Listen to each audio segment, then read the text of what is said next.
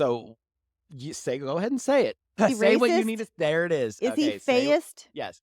Because I just wanted you to say it because I was waiting because you said it when we read it. I did. Now I'm writing. Now I'm rhyming now. Said it when you read it. What the hell? Is it rhyming day?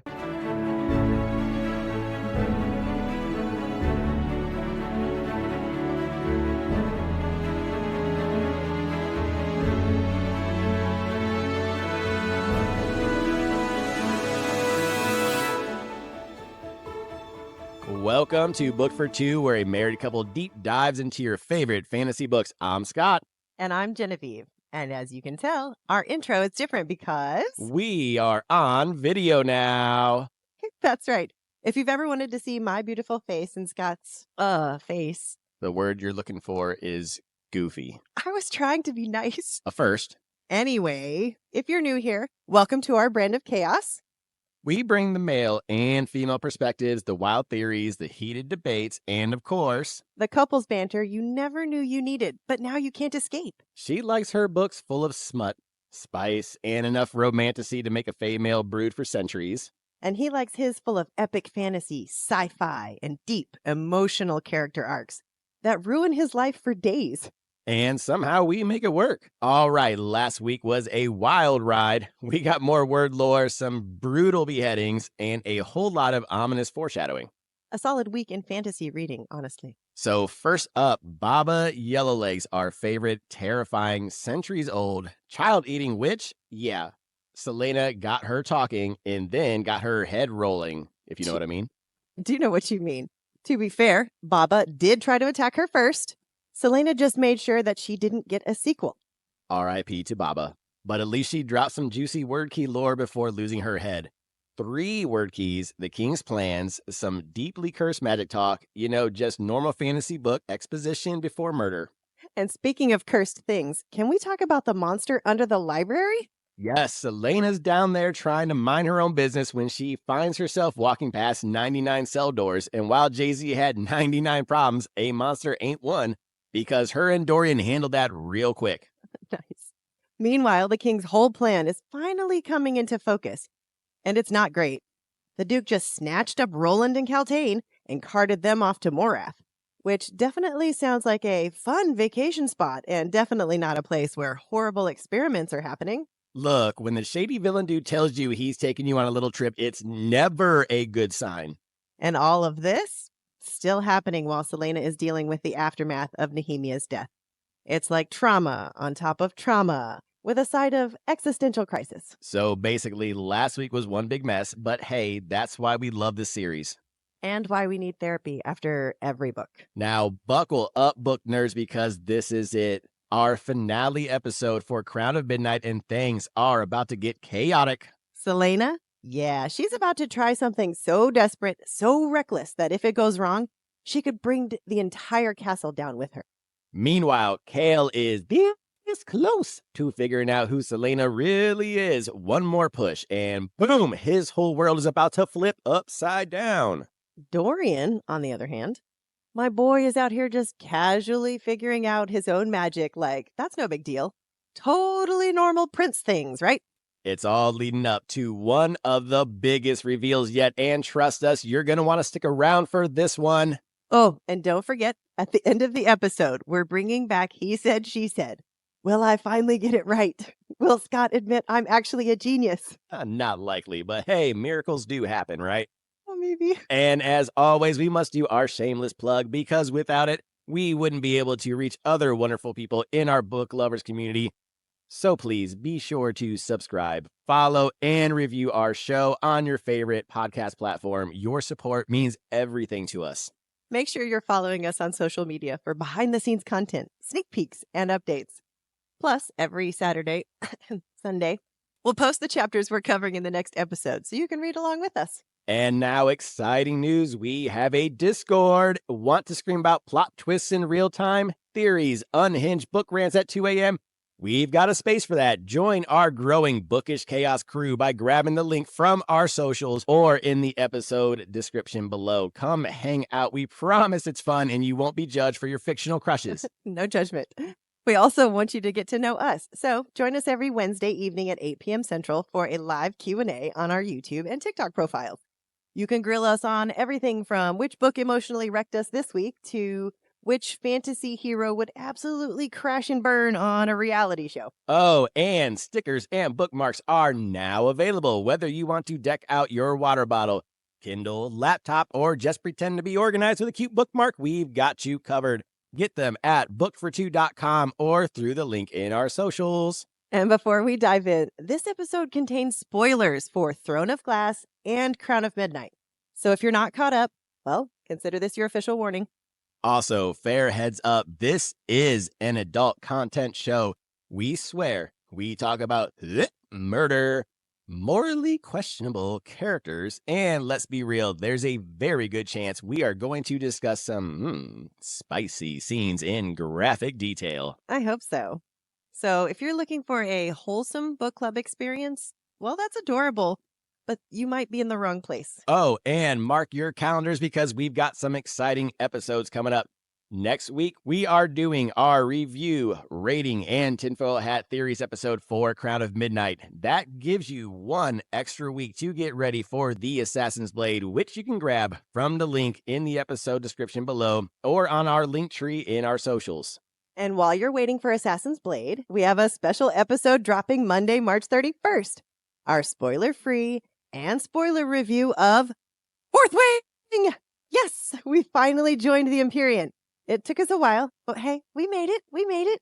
And now it's time to dive into the finale for Crown of Midnight. So let's turn the page. 5, 6, pick up sticks. It's chapter 46. Anagrams and aftershocks. It's a super sneaky anagram. Why didn't we try that? We sat here trying to piece together all the clues. Okay, we got to aim the first. Why did we not separate aim? We don't know. Mort, of course, just casually wakes up from his little nap to be all smug about it. Classic. Ah times rift. See, I said it right. Equals I am the first. Ugh, duh. Are you kidding me? And he didn't even make her unscramble it herself. He just handed her the answer like a parent finally giving in after the kid struggles with a puzzle for 5 minutes. If you knew this forever ago, Mort, why the hell are you just now getting to it? To be fair, she has been struggle busting with every single puzzle she's been given. That's true. When she finally puts it together, literally spells out where to find the first word key. And it's been in Celaena's sarcophagus this whole time. Duh. Okay, great. Solid lead. But what exactly is she planning to do with it when she finds it? She pushes at the gem in the crown. Nothing. She shoves harder. Still nothing. Ah, come on. This is supposed to be some National Treasure level puzzle solving. Finally, she figures out the trick, and the gem shifts aside, revealing a tiny-ass compartment. No bigger than a coin, and deeper than a knuckle. And it's empty. Are you kidding me? She knows immediately, as do I. The king has the key. Of course he does, and Mort confirms it, saying the king found it when he was barely 20. Huh. And conveniently, Mort just so happened to not realize what had been taken until Celaena read the riddle aloud. Honestly, it doesn't even sound like Mort ever actually spoke to the king. Like, he's acting as if he's just piecing this together now. Now? He's been sitting in this tomb for centuries, and this is when he decides to start connecting dots? But anyway, Mort gives her crap for taking so long to figure out the obvious. I love that for her. And also casually mentions he doesn't think the king has the other 2 word keys. Because if he did, they'd all be doomed already. No more kingdom, just an empire of evil. Because let's be real, the king would have busted open the word gate and taken over other realms if he could. He's got that level of villain ambition, for real. Mort tells her she's wasting her breath pleading with the wrong force. If the king controls the word, she's going to need a whole new plan. Then he drops the real bombshell. Magic didn't just disappear. It was shut down the second the king started his conquest. Celaena pieces it together. The word keys didn't just help him rule. They let him target and erase magic selectively. Every bit of it except his own. And Dorian's, that's got to be a 2-word key job minimum, right? Ooh, okay. So what the hell is she supposed to do now? Steal the 2 from the king? Find the 3rd one? Did Nehemia have a plan for this? What would Nehemia do? But she's not here anymore, and if only Celaena could talk to her. Ask her what the next move is. Wait, hold up. She could open up a portal. Oh, this is a fucking stupid idea. Celaena, sweetheart, woman who just learned how to lock and unlock doors yesterday. Can we just not open a portal into who knows where right now? Just this once. Can we take a breath before making a catastrophically bad decision, please? But she'd only open it for a moment, just long enough to talk to Nehemia. What could possibly go wrong? Spoiler, everything. And it's not just about answers. She can't leave things the way they ended. She has things she needs to say. So it's time to prep. The Walking Dead. Check. Another dagger or two, because why stop at one? Check. Some candles. Check. Dumbassery. Double check. And a little extra space for activities. Gotta find some. She heads one level up, high ceilings, wide hallway, plenty of room for terrible decisions. Oh no. Dorian is dreaming, like for real dreaming. He's standing in an ancient stone chamber he's never seen before, face to face with a warrior who just happens to have his exact same eyes, sapphire, blazing, intense. The guy's got shoulder-length brown hair, an angular, almost cruel face, and is at least a hand taller than Dorian. Also, he carries himself like a king. Oh, and the crown on his head, that may have been a dead giveaway, but I digress. This mystery king tells Dorian that he needs to wake up now. Something is about to happen in the castle, something that will put everything in jeopardy, including the life of his friend. Dorian wants to ask questions because random dream visitations from ancient kings tend to raise a few. But before he can get a word in, the king shuts him down. No time for chit-chat, kid. Instead, he gives Dorian directions. There's a secret door hidden behind the tapestry in Celaena's room. You know, the one with the magically appearing stag. He has to go now. If he doesn't, he's going to lose her forever. Gavin, the first king of Adderland, had just spoken to him in a dream, and Dorian, he doesn't waste a second questioning it. He's up, dressed, and running. All right. Let's go back to the beginning. Let's. We didn't even need the anagram for this one because we're not stupid, but we digress. We called it. I called it that this was the word key that the king already has. I'm sorry that you didn't believe me. It's not that I didn't believe you. I just didn't think it was going to be that one for some reason. I was hoping it was going to be the third one just because the clues are rough. Because we don't want to find that one. Yeah. And we were a little, I wouldn't say stupid. We just didn't spread out the word aim. Yeah. We were this close. We're that close. You know, I am the first. I was like, we were just so excited to read the book. We were like, screw it. Let's just go read. I think we gave it, 3 minutes? And Yeah. you were like, close enough. Then what? Let's It go was find out. literally 2 paragraphs later, and Mort spells it out because she didn't even take time to look at it. He was like, you know what? We don't have time for this shit. It is I am the first. Okay. Okay. So, which other word key do you think he found? So that's assuming he has a second word key. However, I do want to go back to the first word key with you saying that the gem was fake. I didn't think the gem was fake. I didn't think the gem was the word key that we were looking for. You didn't think it was that obvious. Oh.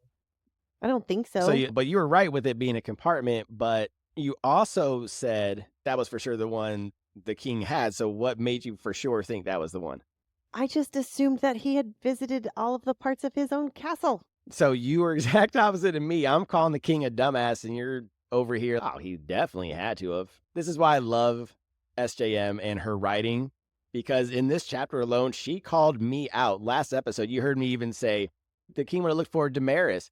Why wouldn't he grab the Erewhon killer's sword or wherever it was? And even Celaena thought the same thing that I thought, which I thought was brilliant with SJM, putting that in there because everyone else would question the same thing I questioned. If the king is going to go down into the tomb, why wouldn't he take the treasures? Exactly.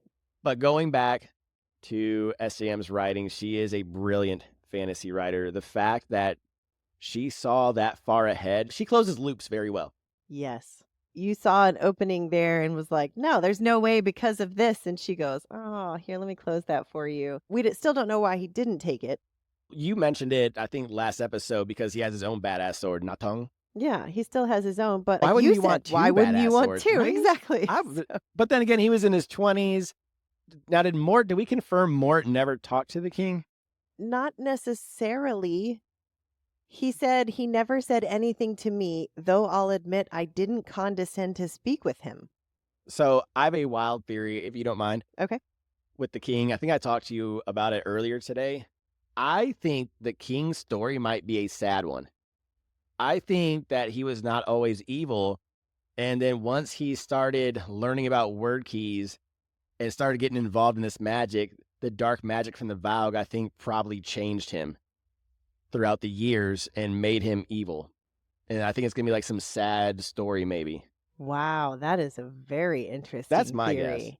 Whoa. I would like that because then it gives him like a Thanos. It's like a Thanos thing, like a personality, almost like something where you can almost understand him. Like maybe his wife was going to die from childbirth. And that's why he built the tower to save Dorian's life or to save his wife's life. And that's why Dorian has magic. How far out in the ocean are you? I don't know, but you were pretty far out last week and look what we got. That is You were totally spot fair. fucking on, right? I'm That's just fair. saying. Hey, I put nothing past SJM anymore.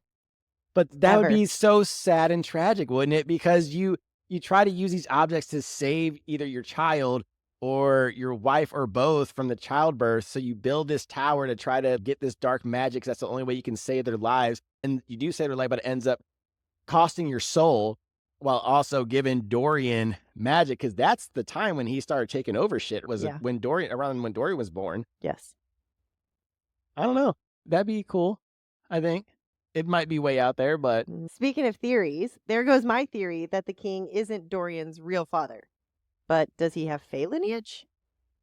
Is his magic different from the word? But you did mention Fey lineage. We can start there. That is a high possibility because blue eyes, sapphire eyes, same eyes as Celaena, who's Fey. Yes. Okay. All right. So maybe Fey lineage.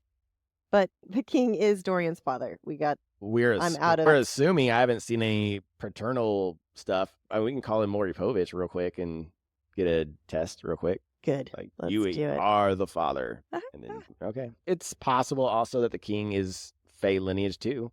Mort even said that with the word key, he can direct how to stop magic, and he stopped every magic but his own. So he probably has magic as well. Nothing says he doesn't. He also has whatever magic is coming from the ring. Yeah, because he can do the word stuff, right? Probably. Again, we assume. we're just theorizing Oh, yeah. all this stuff, just putting our hats on since this is our finale episode. All right. And then we get to our final part where Dorian is dreaming. And in his dream, he's got Gavin talking to him, where Celaena had Elena talking to her. I don't think that he gave Dorian anything, where in the dream, Celaena was given the Eye of Elena. So interesting. I am wondering who's sending them. Is he going to give Dorian instructions now? It's possible. That'd be interesting if whoever was sending Elena is now sending Gavin, right? That's what you said earlier. Yeah, I think it might be Brandon. Ooh, okay. From the Oakwald Forest still? Yep. Okay. Definitely. All right. So you ready to turn the page? I am. Let's go. Stairway to Heaven. It's chapter 47. Do not open the void. Girl cuts her own damn arm to provide, quote unquote, paint for her portal by wordmark. She knows every single symbol has to be perfect because if she messes up, best case, nothing happens. Worst case, she just invited a demon to dinner. Has she not seen Hellraiser? I haven't seen Hellraiser. Yeah, you don't want to mess with those guys. Okay, noted. The Walking Dead did warn her that not just anyone can use word marks. There has to be power in the blood for them to work. So Celaena takes her time, carefully, painstakingly.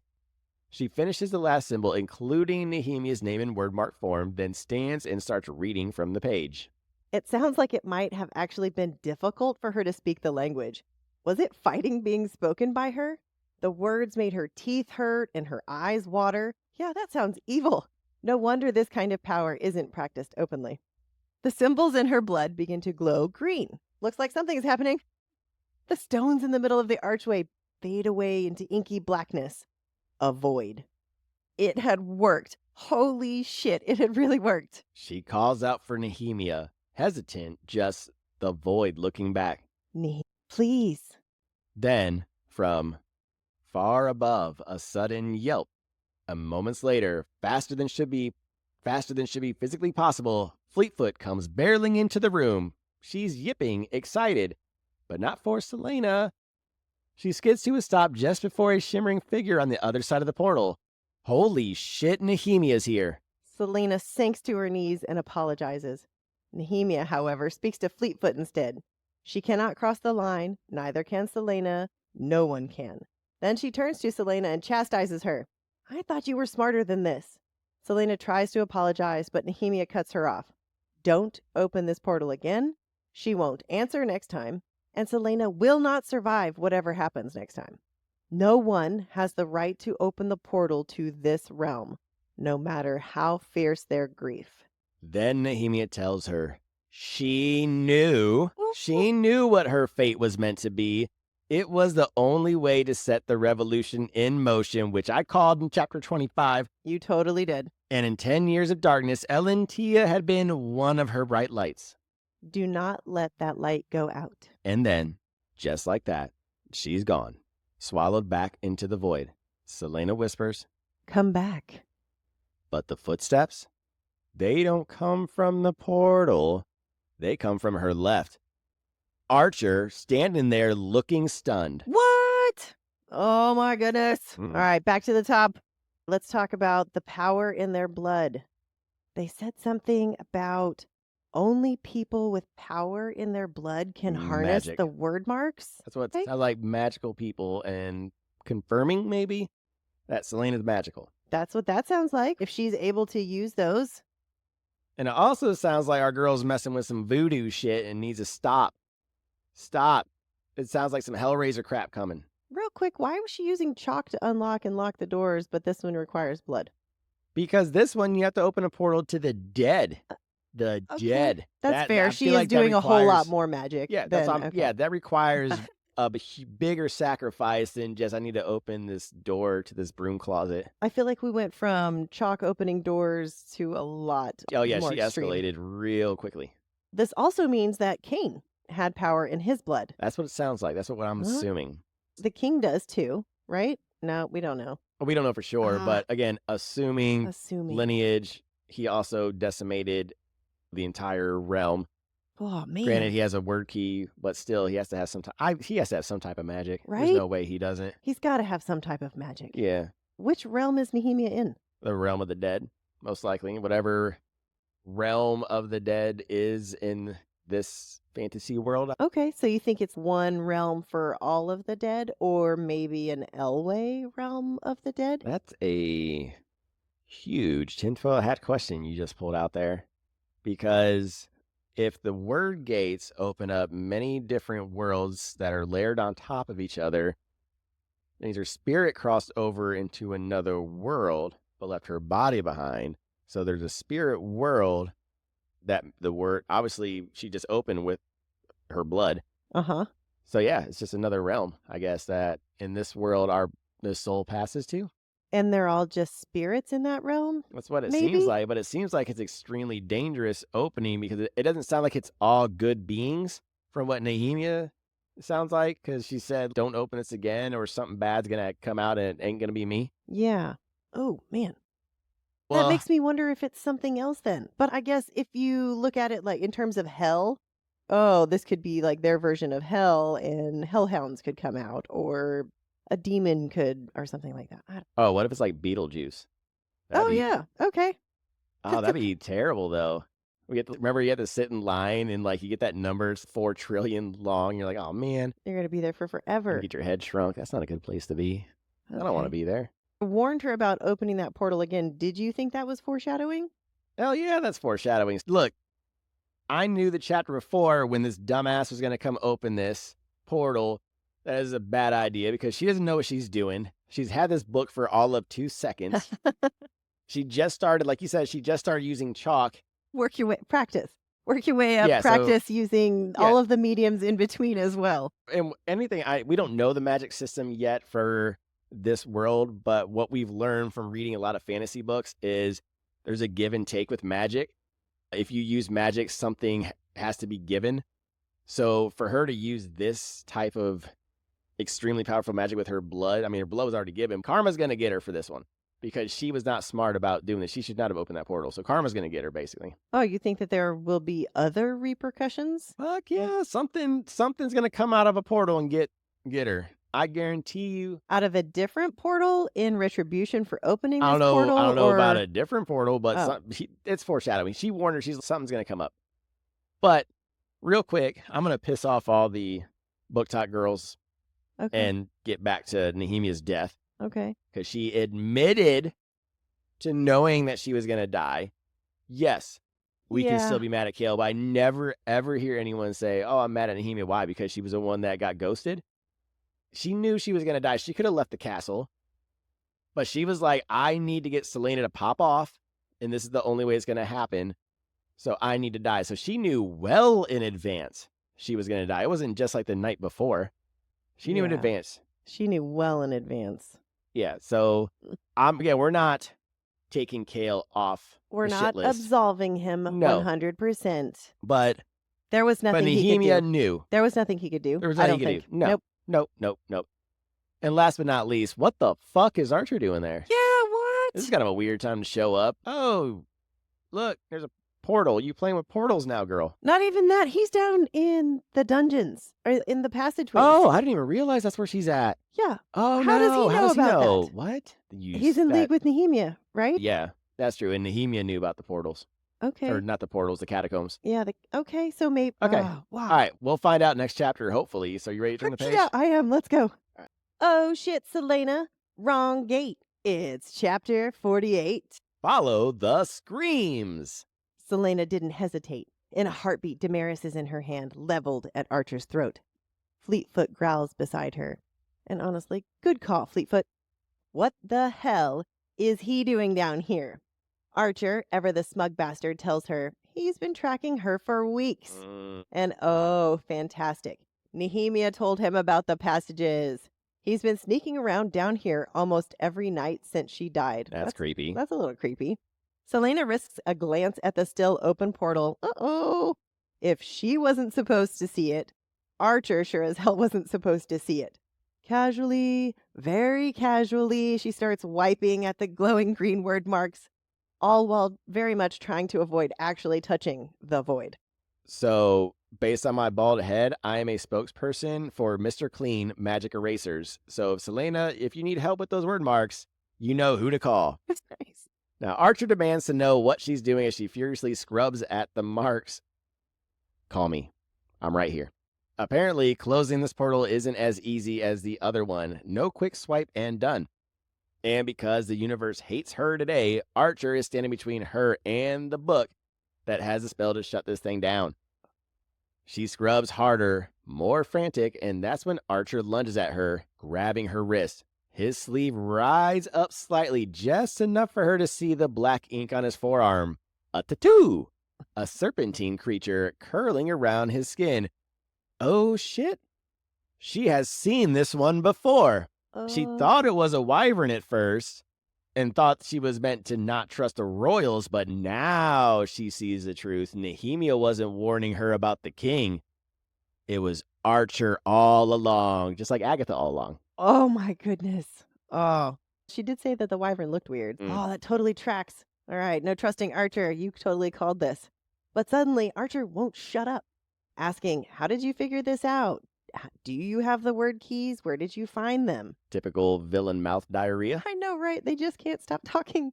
Surprise, though, he's been using her this whole time. You called that too. That riddle in Davis's office, he fed that to her, hoping that she would be able to solve it. I guess he's not super smart. Too bad for him, he doesn't know about the second riddle. Celaena keeps her voice even, giving him just enough. Hey, the king has at least one key. She has no idea where the other two are. But finally, all the pieces start to click into place. Nehemia hasn't stayed in Rifthold because she wanted to.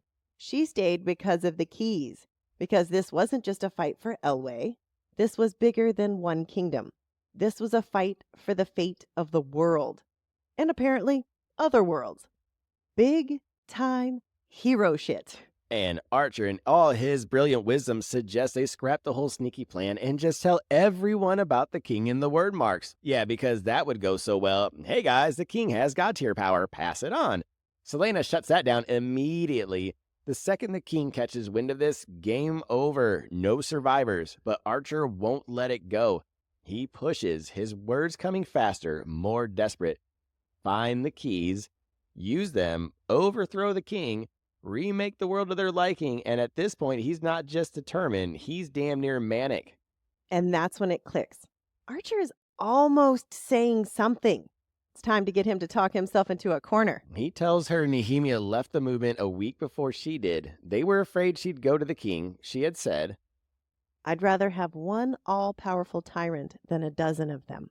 Celaena keeps playing her part, acting like she's seeing the light. She tells him how Nehemia blocked her from solving the riddle, warned her to stay away from the word keys. Archer doesn't even hesitate. He is playing right into her hands. She can feel it. He's about to admit to some serious atrocities. She keeps her voice even, assuring him, hey, we're on the same side. They would never understand. We have suffered more than any of them. She lets her face soften, a little sadness, a little betrayal. She even reaches for his hand, almost. Then she steps closer. Why didn't he tell her sooner? She could have helped. And then he damns himself. Archer admits it. Framing Councilman Mullison was easy. He already had ties to Grave, already had a very public fight with Nehemia. Celaena pushes further. How did Grave not recognize that Archer wasn't Mullison? Easy. Grave is an idiot. Toss Archer in a wig and a fancy coat, and he probably thought he was dealing with some discount Phantom of the Opera situation. And then the final blow. Why did they really kidnap Chaol? And Archer admits it. They did it to get her away from Nehemia. That arrow he took for her? Yep, completely staged. I think you called that one too. It's all so she would trust him. He had isolated her, made sure that she had lost Nehemia, had lost Chaol.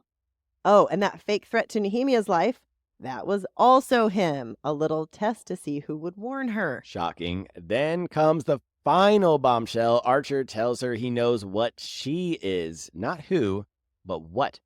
Celaena's mind races. Royalty? Noblewoman? A god? Fae? Archer smirks. Arobin told him after she was sent to Endovier. He thinks they need her. His group is already getting uneasy about his methods, you think? But from the moment he saw her at the Willows, he knew how good they could be together. She responds by trying to stab him in the heart, but he's too fast. The dagger sinks into his shoulder instead. He rips it free so fast she loses her grip. She stumbles, hand slamming against the wall directly on the archway. And it's the hand she cut open. A greenish light flares beneath her fingers. Oh, this is about to go to hell real fast. Uh-oh. And then the floor shudders. A guttural sound rises from the void. Celaena's breath catches. Nehemia? Nope, that's not Nehemia. Chaol couldn't sleep, not with the will gnawing at his thoughts. He had been too stunned at the time to tell her what it meant, and she had kicked him out before he could process it. But now he needed to make sure she understood. He didn't want her money. He had to see her. Then, footsteps. Rushed. Urgent. A second later, someone pounds at the door. Chaol opens it armed, but that's just because that's where his life is these days. And standing there, looking panicked and half-dressed for battle, is Dorian. His sword belt and scabbard are dangling from his fingers like he ran out of time to actually put them on. Chaol doesn't bother to sheath his sword. Few words are needed. Chaol asks where, not who. Then he turns back to his room to finish getting dressed as Dorian tells him what he knows. He tells Chaol he thinks she's in trouble, the kind of trouble that made him come to Chaol instead of the other guards, but no more running. Chaol shuts that down immediately. Running draws attention, so they settle for a near sprint, because walking just fast enough to not look suspicious. Don't be suspicious. Don't be suspicious. Don't be suspicious. Don't be suspicious. Don't be suspicious. Don't be suspicious. Chaol keeps pressing for details. Dorian doesn't have them until he finally cracks. He had a dream. Chaol almost stops dead, but Dorian's tone keeps him moving. Dorian didn't want to come to Chaol. But now they're here, and Chaol doesn't bother knocking. He reaches her rooms, finds her bedroom door locked tight, calls her name. Nothing. No sound from the other side of the door. He waits a couple more seconds and then rams his shoulder into the door. Once, twice, and on the third hit, the lock snaps and the door bursts open. But her room is empty. And against the wall, a tapestry is folded back. Is that a secret passageway? Ah, this was how she had gotten out to Kilgrave. Good to know. Dorian confirms that he was told in his dream that they would find this door. Chaol tells him that he is not going down there, and yeah, sure he isn't. Some growls and human screams from the passageway got Chaol's feet running for the passage before he could think. Dorian on his heels. There was a blue light flash from the bottom of the stairs. And then a roar. It shakes the ancient stones around them, and Chaol knows, instinctively, horribly. Was this the creature that killed the champions? They reach the landing, following the pulse of blue light to the right. And then green. The archway glows, lit up with green symbols. And through the archway, a world of mist and rock. Archer is pressed against the opposite wall, chanting strange words from the book. Celaena's on the floor, Fleetfoot injured, standing between her and the thing. Tall, sinewy, not human. Unnaturally long fingers tipped with claws. Chaol sizes up the scene in 2 seconds flat, full Jason Bourne mode, and then he launches himself at the creature like he's starring in John Wick Medieval Edition. Whoa, some action. All right. All right. Let's go So, back for this. Celaena trying to rub away the word marks like it's just a normal spell. Girl, get magic erasers. Call me. Magic Call me. eraser. Did she think that was like chalk? She did that in blood. Blood dries. Chalk is chalk. When the chalk rubs away, it went away, but like nothing was going away. Yeah, that's a pretty big deal. But the bigger deal here is Archer, right? And he is the wolf in sheep's clothing. I called it. This is a typical SJM shit right here. So I said he dressed up as a wolf. He's a wolf in sheep's clothing. Nox, I'll give you Nox. You know, that one I just played around with because that was fun. I almost gave up on Archer for a second. There was something wrong. Yeah, you just kept saying, there's something about Archer that you didn't like. But going back to that symbolism now, Celaena's dressed up as a swan, which I will explain later how that is going to fit in and why she is the swan. Okay. But again, the reason why I thought swan and wolf got me to that was ACOTAR, the very first book, when you had Lucian as the fox, you had Tamlin as the monster, which represented who he was and what he was. So Lucian as sly, funny fox. That's how we think of a fox, is we think of Lucian's character. Same thing with Archer. I loved the symbolism by SJM. Bravo. Yes, you totally called that. I just thought it was, these are just the costumes they chose, but you pick up on those little things like that I miss. Now, I did not expect him to be number one on my hit list for who's at fault for Nehemia's death. I did not think that he was going to be fully involved to the point to where he even set up the rumor for the king to tell Chaol, to test it. He tested it out before he even did it. So that's premeditative murder. But you have, who is number one? Nehemia. And why is that? Because Nehemia knew. Nehemia may have set things in motion. Like, she did it on purpose. So you she think... She embraced it. She ran towards it. So are you saying that when she started breaking away from Archer's group, she did that on purpose, knowing Archer might try to pull some shit like this and set things in motion to pop off Celaena? No. You're thinking it was that intricate with Nehemia? No, I think I have to switch my mind. At this point, right now, with everything we know, I have to say Archer is number one, too. Okay. Yeah. Okay. So Archer number one, Nehemia number two, Chaol far third. If everyone's listening, far third. Lexi, far third. Far third. He's far third. I know we've heard it all before. We've been seeing it on our TikTok posts. Whoa, wait till what? Queen of Shadows? Just wait. Blah, blah, blah, blah, blah. Look. Fine, we'll wait. I am Team Chaol. For now. Forever. Oh, forever. Wow. Forever. Wow. Team Chaol. I will not claim forever. You know who else is forever Team Chaol? Dorian. Bingo. Instinctively, he went to Chaol when this happened. He couldn't go to his guards, or he... Loyalty. And look, if anybody knows Chaol more than us, it's Dorian. Yes. So he knows, I'm going to go to the one person I trust in the world, Chaol Chip. And it's like they're a little band of friends there. So one of the friends is in trouble. You're going to go get the other one. That's loyalty. That is his friend. That's his bro. Regardless of all of this other stuff that's happening between them, like that is, they've been together for so long. But it does help that he is captain of the guard. Yes, it does. He's got that too. I That mean, if I'm too. going to get anyone else in the castle, maybe Brollo. I'd call Brollo up because he taught the captain of the guard. Yeah, but you don't know where Brollo Yeah, lives. I mean, yeah, you also don't know where his allegiance lies. But what I'm saying, if I'm going to pick another badass besides Chaol, I'm going Brollo. Okay, that's fair. Yeah. I don't know that I had a secondary in mind, so I like Brollo. Wonder if we're going to get more Brollo. I don't know. Or That's if a he good was just like question. a one-off. Maybe. I like Brollo. Just like Paylor. Are we Well- ever going to see Paylor again, you think, or Nox? Oh, I don't know. We've got 6 more books to go. We do got 6 more books, and I think we're getting off topic here. We are, okay, yeah. so real quick. Yeah. She let something in. Oh my gosh. Yes. She let something in, and it's really creepy sounding. Tall, sinewy, not human. Last little bit, real quick. Yeah. Okay. Chaol. Yes. Chaos. I don't care what anybody says about Chaol. The very last part of this scene, that son of a bitch walks up to that monster and just posts up ready to fight. He doesn't give a shit. He's ready to go. That's a hero right there.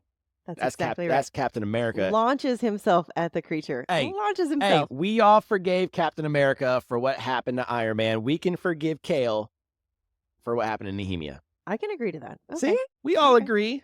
All right. Yeah. I love it. All right. Are we ready to turn the page? Let's do it. All right. I heard it through the grapevine that it's chapter 49. Portal diving. Celaena didn't remember anything after the first 2 swings of her sword. The creature had knocked her out fast. When she comes to, she sees Chaol circling the demon, blood dripping from both of them. She forces herself up. She has to help him. The creature lunges. Celaena moves, but she's not fast enough. But guess who is? Dorian. And he doesn't just hit the thing. He obliterates it with his raw magic. Oh, hello, Dragon Ball Z power-up moment. Raw magic. The deadliest kind of power. Magic that could be shaped into whatever form the wielder desired. And Dorian, he sends the creature flying into the wall, but it recovers fast. But what's worse? The sounds coming through the portal. It sounds like there are more coming. Celaena grabs Dorian. They have to close the portal now. But Archer, of course, has the book, and he's on the other side of the creature. Before Celaena can even process that, Archer panics and sprints down the hall away from them with the only thing that can shut the portal. Great. Amazing. I love that for them. Now what? Dorian wasn't fast enough to stop Archer. Celaena wanted to go after him. She needed that book to close the portal, but she couldn't just leave Chaol alone with the creature. Dorian offers to go, but it's a damn maze down here. Instead, he grabs her arm. We need to go. He starts dragging her towards the stairs, and that's when he notices the amulet on her throat is glowing. Cheap replica, my ass. Delulu Dorian. Chaol yells at them to go now. Celaena wants to stay, but the pounding in her skull makes her weak, unsteady. She's dead weight now, so she stops fighting Dorian and lets him drag her away. And Chaol's not stupid. He knows he can't win this fight. His best option is to flee. Get Dorian and Celaena out. Lock the creature inside. It's a simple plan, sure, except he can't even make it to the stairs because this thing, it wasn't just strong, it's smart. At least Dorian and Celaena had made it. They were almost up the stairs. Chaol inches closer, shifting towards his only escape. And then Celaena shouts, one word, one name, Fleetfoot. Oh, hell no. In the shadows by the wall, Fleetfoot was still there. Her leg too injured to make a run for it, the creature noticed her too. It whirled, lunged, and snatched Fleetfoot up, dragging her toward the portal. Oh, great, this better not be the Artax moment. Chaol didn't even think. He just launched himself off the stairs and hurled through the misty portal after her. This is some straight up John Wick save the dog at all costs energy, and I'm here for it. I'm here for it too. Oh my gosh. The fear, the pain, when Celaena saw Chaol run through the portal after Fleetfoot. There were no words for it. Nothing. But there was rage. She whirled on Dorian, slamming his head into the stone wall. He loosens his grip on her just enough, and she runs down the stairs, across the hall, through the portal, into the unknown. The first thing she sees is Chaol, shielding Fleetfoot with nothing but his bare hands. His sword is nearby, but it's snapped in two, and the demon is hovering over them. And then She unleashed the monster inside herself. What? Chaol caught movement out the corner of his eye. Celaena? But something was different. Her features were sharper, her steps longer, more fluid, too graceful to be human, and her ears pointed. The creature lunged for him and was blasted backward by a wall of searing blue flame. The fire vanished. The creature righted itself and turned. Straight for her, Celaena let out a roar, not a scream, not a battle cry, a roar. It rattled the air, primal and wild, not human, because she wasn't human. She was Fae. Oh my gosh, I'm so excited. All right, so go ahead. Start us off at the beginning. Oh my gosh. Okay, first let's just quick talk about Dorian's raw magic, capable of being shaped into whatever form he desires. Okay, that's like when he used it at the library door was different maybe than when he used it with her, stopping her from stabbing Chaol. And then this sounds maybe different. Yeah, so right now it sounds almost instinctive. It sounds almost Green Lantern from DC, where you can change how you want it, but it takes practice. It takes practice. But Dorian, again, tried to get them out of there. However, poor little Fleetfoot got left behind. And Chaol's ass jumped in that fucking portal, everybody. Get off his nuts. He jumped in to save a dog into an unknown portal, fighting a big-ass monster to save the woman's dog. That's some next level hero shit right there. That's what I'm saying. He doesn't even know if he can breathe in whatever world that is. He was willing to die in an unknown world For her dog. Not even to save her. To save her dog for her. Yeah. Yes. What Chaol did by not talking to Nehemia and Celaena about the threat, bad. But you cannot, for the life of me, tell me Chaol is not one of the most genuinely good people in this world. Yes. He made one mistake and everyone falls for it. You know why? Because he's not smooth. He's not dark. He's not princely like fucking Dorian. I like Dorian. I love him, but that's why they don't like Chaol, because Chaol, he's boring. We called him Chaol Chip. He's boring. He's not the Rezand and all those fun guys. Now, to be fair, they did tell us that we're going to not like him a little bit later. So Well, maybe that's opinionated, though. That's They true. might have a strong opinion of Chaol from this moment, and then, but we don't know. You're right. Love Chaol at this moment. Oh, yeah, I love Chaol at this Yay. moment, too. I cannot think of anybody more loyal than Chaol. Dorian's just as loyal, too, don't get me wrong, but unfortunately, Chaol's loyalty was his fault. So his greatest strength is also his greatest weakness, unfortunately. Yeah. And I think that's what SJM was trying to show us was...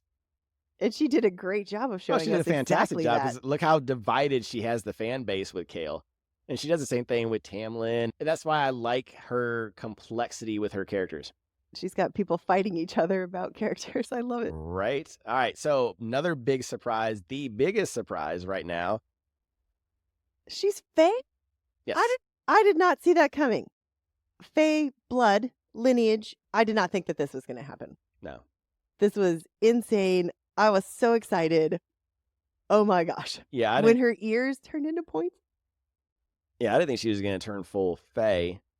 I thought she was just going to have Fae blood. I didn't think the ears and everything. So now that's the final question. Is she full Fae, or is she half Fae, quarter Fae, Oh yeah. a third Fae? Okay. How does this work? Oh yeah. We Maybe don't- they'll explain We that. don't have the genealogy charts in front of us. No, still we don't have the genealogy charts still. I am curious about that. Not too curious, just for fun. All right. She's Fae. That's crazy. That's all that matters. She's Fae. All right. Are you ready to turn the page and find out more about this? Let's go. Super Shifty. It's chapter 50. Flaming KFC and Fae Fire. Holy shit. What is happening? Celaena is shifting, and apparently it hurts.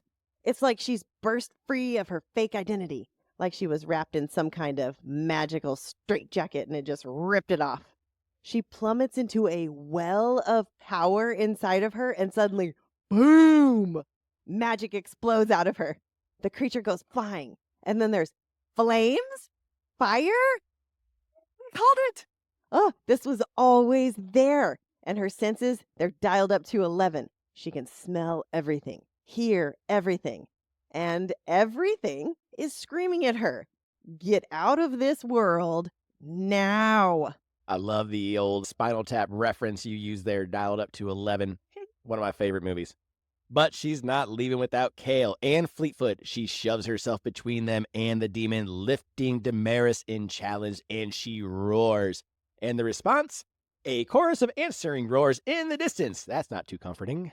She glances at Chaol. She can smell his terror.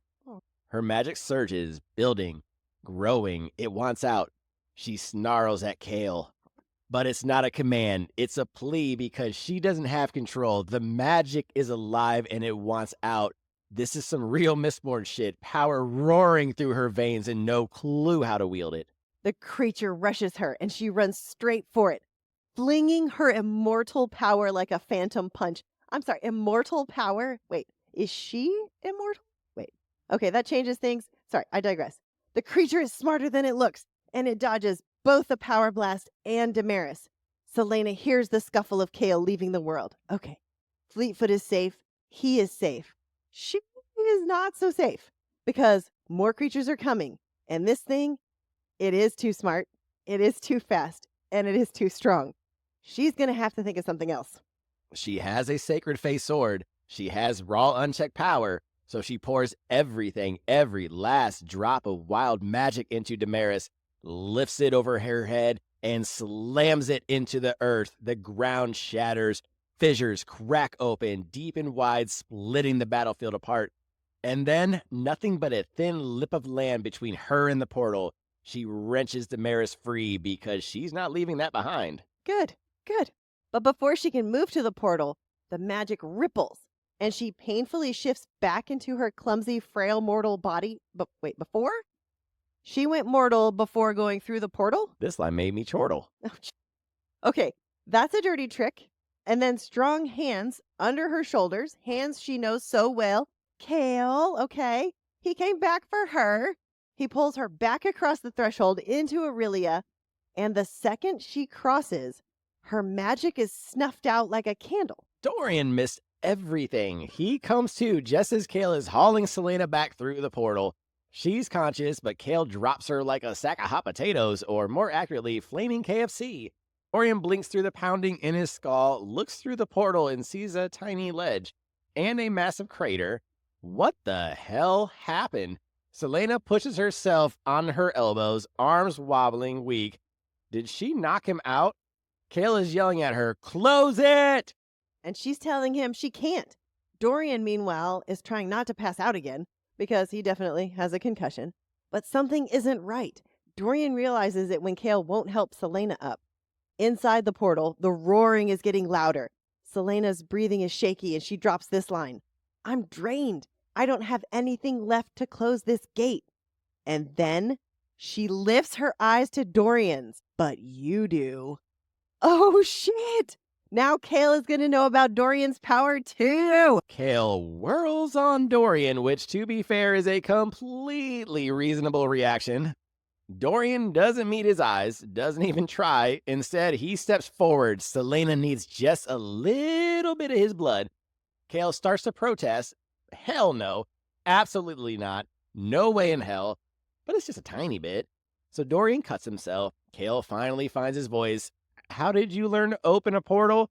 Celaena tells him the truth, that she found a book and she just wanted to talk to Nehemia, because apparently this is her version of talking to a therapist. Oh my goodness. She thinks what she's about to do is going to fix it. If not, she'll try something else. That's just how her brain works. She had accidentally smeared one of the marks, which meant she had opened the portal to the wrong place. So now she draws the sealing spell over the green glowing word marks. And as she draws the final symbol, the mist in the rocks start to fade. Blackness. And then the stone walls of the castle are back. Oh, they did it! Mm-hmm. And then Chaol, because he was born to be captain of the guard, immediately puts his bossy pants back on. Let's go. Dorian is still bleeding a little, and he suggests a drink and an explanation. But Celaena isn't finished. Archer can't be far, and there's only one way out of here that she knows. Portal number 2! Chaol reads her mind immediately and steps into her path, but it's too late. She sheathes the mirrors. spins and bolts straight down the stairs. Run, Celaena, run, because apparently she's pulling a full-on Hunger Games Katniss, ignoring all logic and running straight into her next disaster. Of course she is. All right, we have got so much to talk about with this chapter. I have a bunch of questions. So why do we think that she turned mortal while still inside the portal? To make me chortle. To make you No, chortle. that I have no clue. I'm confused. Did it happen right when Chaol touched her? No, Or before. because my only thought at that point was maybe when Chaol touched her, it turned, but I have no clue. Something had to have turned her back. Something seems shifty. What? But what I want to talk about is Chaol came back inside the portal to pull her out. So even though he now knows that she's Fae, Yes. he still came in to pull her out. Yes. So Dorian wondering why he isn't touching her is funny. So go ahead and say it. He Say what you racist? need to. There it is. Is he Okay, say- Faeist? Yes. Because I just wanted you to say it because I was waiting because you said it when we read it. I did. Now I'm rhyming. Now I'm rhyming now. Said it when you read it. What the hell? Is it rhyming Yes. day? Anywho, I'm trying not to rhyme with anywho. I'm stuck with not trying to. I'm all fucked up. Now my brain is broken. Because now I'm trying not to rhyme. And we Good just started luck. rhyming with portal, chortle, said, whatever. Okay. My brain's broken. What happened? All right. So Chaol, you said is. Maybe he's racist. Wait, what'd you say? Are we creating up isms? Yes. Ism? I don't know. Maybe he is. I don't know his politics either. So Or maybe he's Faeist. Or I took it as shock.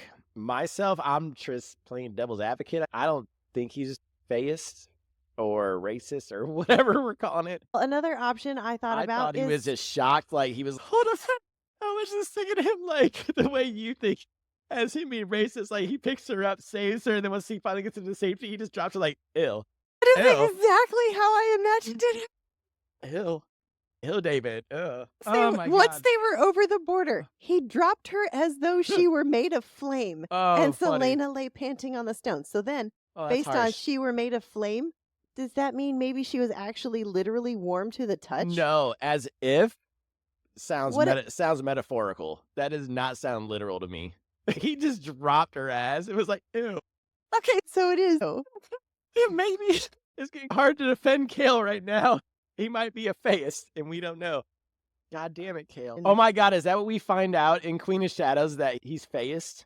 Does he have a white sheet? Does he wear a white hood? Oh no, Chaol. He better not be Faeist. That Chaol, better don't not be be why. Faeist. Ugh. God, I'm not okay with that. In advance, I am not okay with that. All right, Dorian might have a concussion, and apparently we're not gives a supposed to. shit about his concussion. Seriously? Oh no, I got a concussion. Look at me while fucking Chaol's out there fighting demons. I had a concussion, guys. Oh my God. Thought At it was least the important. Lulu was useful and uses magic. Yes, Because but Celaena was like, But Celaena hey, tattled on him. yeah. Yeah. You have a Shit. choice. Shit, if Chaol's Faeist, how's he going to react to his best friend having magic? But we don't know. We don't know if Dorian's Fae. We don't, because he didn't go through the portal at all. Do you think he would have turned Fae had he gone through the portal? Oh, I don't know. Oh my I wish God. somebody had pushed him through the portal. Dude, everyone in his life is Fae, and Chaol's his brain's gonna explode. Oh no, he's the only human. Aw. We're over here creating problems for Chaol, calling him Faeist, and he's not even. So to be honest, I didn't get a chance to say it. When I read it, I thought it was just shock. Oh my God, I don't know what just happened. Is she on fire? Like, he's not afraid of her. He's afraid of the magic of her changing, is what I took it as. Not Celaena herself, but like, he's terrified of what, like, he's just shocked. But it is funnier to just be like, That is totally 100% how I imagined it when we read it. Was ew, you're just, ew, ew. the pointy ears, ew, get away from me. Oh my gosh. Oh God. And we're sitting here just not even worried about the fact she's going to kill Archer now. Oh, she is definitely going to go kill Hey, Archer. she chose portal number 2. There's only right? one way out of here, and Portal number he 2. went that direction. So Well, what if he would have went portal number 1? Because we don't know. Remember, we don't know how far that goes with the vents. That would have been some good trickery, but I just went way left field. yeah, I'm just glad that he Hey. took portal number 2. I'm just Is trying that to the way he's been look, coming in? Look, I'm just trying to get over the fact that Chaol could be a Faeist. Sorry, I'm stuck on how is Archer getting in. Portal number 2. So that's how he got in and how he's getting Yeah, out. Oh, because Nehemia's been down there, so she'd probably know portal number 2 leads to the outside, knows that there's no guards. That's an easy way to slip Archer's ass in there. So portal that number works. 2 is just the way to go. In and Okay. out, in and out, in and out. I like it. All right. Yeah. Are you ready to turn the page? I am. Let's go. All right. Run, Archer, run. Here comes chapter 51. Archer's final mistake. Celaena is in full pursuit. That piece of shit Archer has ruined everything. Every piece of happiness she had in Rifthold, gone. I know what you are. Oh, he has no idea. He's about to see the monster inside her, though. She tracks him through the sewer tunnel. He's trapped. The grate had slid shut. Perfect. She draws both of her daggers, but he's not where she expects. And then, sneak attack from behind. Looks like someone actually kept up with his assassin training. She's exhausted, but furious. Now he tries to reason with her to tell her that having Nehemia killed was for their sake, but she's not having any of it. She'd rather live in the King's shadow than in a world ruled by men like Archer. Then he says the absolute worst thing he could have said. Rourke Farron, that sadistic bastard, had been one of his clients. And Archer, he had sat there and listened as Farron bragged about how torturing Sam was the most fun he ever had. Well, you're fucked. We haven't even read Assassin's Blade, and I know that was stupid. She sees red. Archer tries to best her, but he forgets one crucial thing. She taught him the moves. She slips past his guard and slams the pommel of her dagger into his jaw. Congratulations, Archer. You just pulled a full-on Game of Thrones Littlefinger, playing the wrong game and pissing off the wrong woman. He hits the ground, her dagger now at his throat. He pleads he was only doing this for their freedom. They are on the same side. And then he says the only thing that actually gets through to her. Nehemia wouldn't want this. Ooh, don't let that light go out. Nehemia's words echo in her mind. She gets to her feet, dagger still at Archer's throat. She spits out her command. Leave tonight. Him and all his friends. If not, they were all dead. Archer actually has the audacity to look relieved. He says, "Thank you. I knew you were a good woman." Celaena pauses, turns to look at him, and what does she see? A look of triumph, like he won, like he played her. She walks back toward him, close enough to kiss him, and for some reason, he doesn't see the dagger this time. She slides it into his heart too fast. He never stood a chance. She is not a good woman, but Nehemia was. Ooh, my goodness. Thank God, did. Cross him off the fucking list. All right, red marks through his picture. Yep. We expected him to beg for his life. He claims he did it for them. What them is he talking about? I think he feels Celaena is part of the bigger rebellion, his group. So he doesn't realize that, A, she was never part of his group. B, Nehemia was that close to her. And yeah, you fucked up, bud. Yeah. You don't kill someone's best friend? No, but I'm curious about the connection with Rourke Farron. Now, because Archer knows Arobin and has hung out at the Assassin's Guild. I'm wondering if this might be our connection, because I, tinfoil hat, think Arobin is the one who betrayed Celaena and got Sam killed and got her sent to Endovier. Oh. So I'm wondering if this whole connection is going to be shown. What do you think? I'm thinking maybe we'll find the answers in Assassin's Blade, which Yeah, is that's what we're most reading likely. next. So I'm hoping that they'll connect all of these dots for us so we finally understand how Archer and Arobin and Rourke Farron and what all happened there. I'm hoping in Assassin's Blade we'll get those answers. Yeah, that's what I'm wondering as well. Okay, now, Archer, true villain fashion, this is a trope, where the villain gets the last word in, you think they're going to set him free, and then they say something stupid, and Celaena kills him anyway. Now I got a question. Now that we know Celaena pretty good by now, we're at the finale of book 2. Spent some time with her. Do you think she was really going to let him go, whether he would have said anything or not? Do you think she still would have turned around and killed him because of what he did? Or do you think, had he not said anything, she really would have let him go? I think if he hadn't said anything, she really would have let him go. Okay, so if it were you, would you have let him go? Did he say that? You have to let him go first before he can say anything. Would you let him go at all for what he did? And you're an assassin, just like Celaena. Under all of those same circumstances where he said those words to me, Yeah. the Nehemia wouldn't want this, and I remembered that Nehemia's last words to me were, "Don't let that light go out." Yeah, You let him go? I think so. Okay, I don't think I would. Because as soon as he mentioned Rourke Farron and brought up Sam, and then knowing that I lost the first love of my life and I've lost my best friend because of one fucking person, no, you're not going anywhere, bud. You're done. Oh, yeah. He's gonna I miss didn't him. take Fucking. that into account Mm. also, that he was talking about Sam and Rourke Farron, and now he admitted to having Nehemia assassinated. Yeah. Celaena's a better woman than me then. However, I do think Nehemia may have gotten to Celaena because I was expecting, what's it called? The killing calm whenever she's in that Yes. zone. I was expecting that with Archer the same way she did with Grave, but we didn't get that. No, she thought about it, though. That's probably She why. could give it to him, and then he said those words. And that's probably why she really was going to let him go. Had she been in the killing calm, I don't think she would have let him go. No, if she had been in the killing calm, if she had to hunt him further than what she did, yeah, I don't So think. I think you're right where she remembered Nehemia's words, don't let that light go out. That's probably what changed her choice there. I don't think last-minute if she choice. had opened the portal and talked to Nehemia Yeah. and gotten those words, I don't think Archer's words would have impacted her like that. Yeah. I think that she would have killed him. I didn't realize how big of a catalyst that portal opening was, because I don't think we're done with the ramifications of her opening that portal. I think that other shit is going to cause. 'Cause yes, you're right.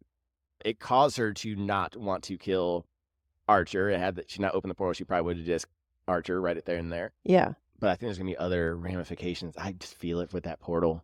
Like It's what? weird, and I'm excited to see what happens next. Are you ready to turn the page? I am. Let's go. Chaol knows what to do in chapter 52. The lies we leave out. Chaol watches silently as Archer bleeds out at Celaena's feet. He had arrived just in time to hear Archer beg for his life and then naturally say some stupid shit. Chaol had no interest in being next, so he shifts his foot slightly, just enough to let her know he's there. Hey, bro, I'm here. Please don't stab me. Right? Celaena looks up at him. Her eyes are hollow, that killing calm. Then slowly the wariness creeps in. She bends down, picks up the book Archer stole, and finally speaks. I owe you an explanation. Celaena, Dorian, and Chaol sit in broody silence as the healer works on Fleetfoot. Then it's Dorian's turn, and honestly, he feels ridiculous. The guy has a major head bump while Celaena and Chaol look like they've just crawled out of Helm's Deep. Yeah, I told you that concussion was bullshit. Yes, you did. The who goes next staring contest between Chaol and Celaena. Chaol blinks first. He gets his minor cuts and scrapes patched up, and then Celaena, she dismisses Dorian. I'll find you later. And he knows what that means. Goodbye. You may exit now. Tamping down a surge of jealousy, he leaves because honestly, he's got bigger problems. Like, how the hell is he supposed to tell Chaol that he's basically Elsa now? Celaena didn't need a healer. Crossing the portal, her magic had taken over and healed everything. The only proof it had even happened, bloodstains and torn clothing. She goes to clean up while Chaol is still being looked over, but there's no more time to stall. Celaena tells him her great-grandmother was Fae.